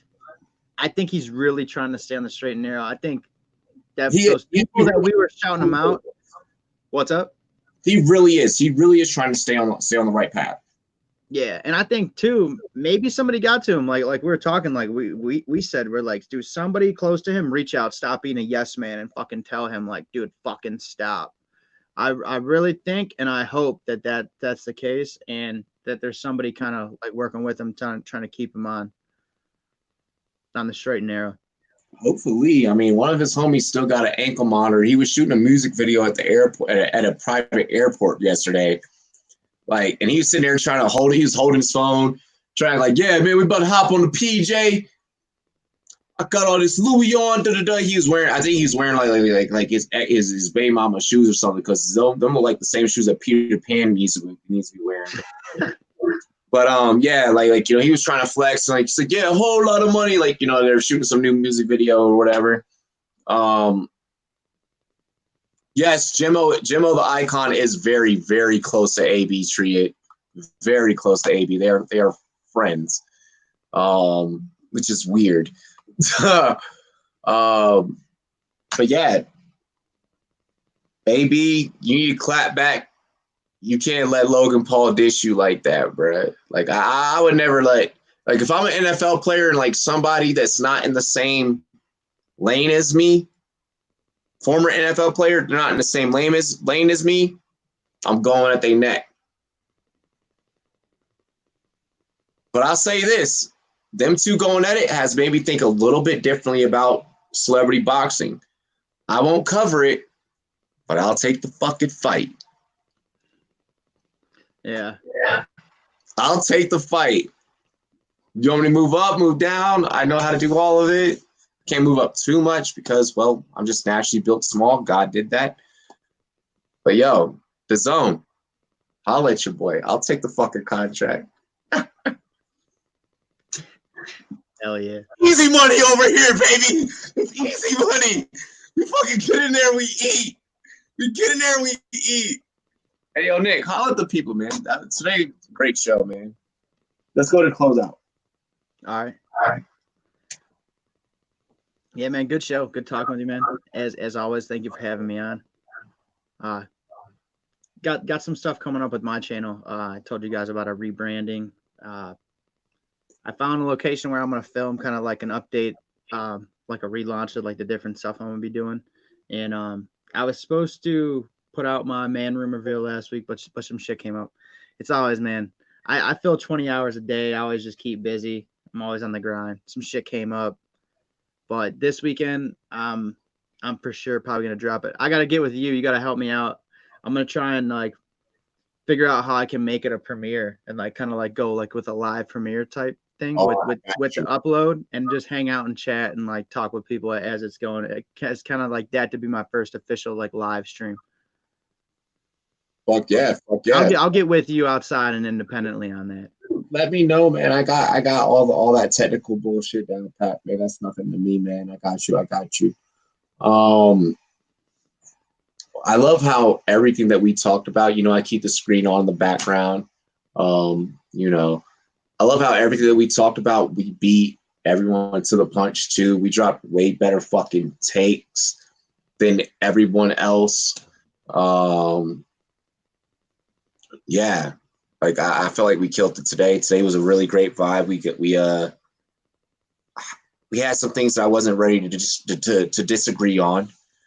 Yeah, you kept you guessing, man. I kind of dropped some shit. I had some crazy takes. I know those are gonna be out there for a while, but hey, I stand by them, man. It's just no, I'm fucking holding you to it now. Yeah, no, I know. Mm-hmm. But hey, in the past, man, my takes usually pan out. My shit usually comes correct. Usually. Fuck yeah. Make sure you guys follow me on Instagram, Twitter, Facebook at Rumboyz, spelled with a Z, Net. If you have not already, shit has been blowing up crazy since like the last like 2 weeks for the Rumboyz Fantasy Network. It's kind of crazy. So I've really been trying to keep up with that. I am going to be shifting over to a new schedule. I'll probably make Mondays my pure just marketing only day. All I'm doing is just posting on Instagram, posting to Twitter, so on and so forth, because I need to take time to do that. Tuesdays will be Rum Report mixed with a little bit of play-by-play. It depends. Wednesdays I'll come up with some shit. Thursdays Rum Report, and then something else. Fridays Rumboyz After Dark. I'm pretty much going to make like Mondays, Wednesdays. I may make like Mondays, Wednesdays, and then Saturdays and Sundays are only play-by-play days. I feel like more content and better content comes out of doing this than me calling a game, in all honesty. Oh yeah, I like that, dude. The podcasts are chill, man. The podcasts are chill. The podcasts create great fucking results. And I'm comfortable with it, and I'm happy about the lane that I'm in. So that's really what's important, is that I can come to work every day with a smile on my face, and it's like, yeah, So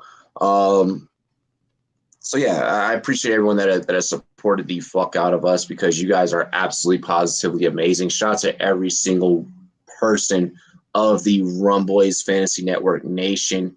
New merch will be dropping. I anticipate by tomorrow or Thursday, so keep checking out rumboyz.com. We have some new designs that are going to be coming up. Shout out to Rumboyz Graphics for all the work that he does. This fucking thumbnail was hilarious. Pimpin'. Yep. Pimpin'.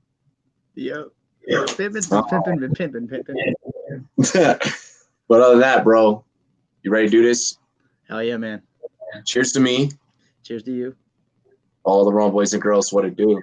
Dilly dilly. And we are out here. Peace.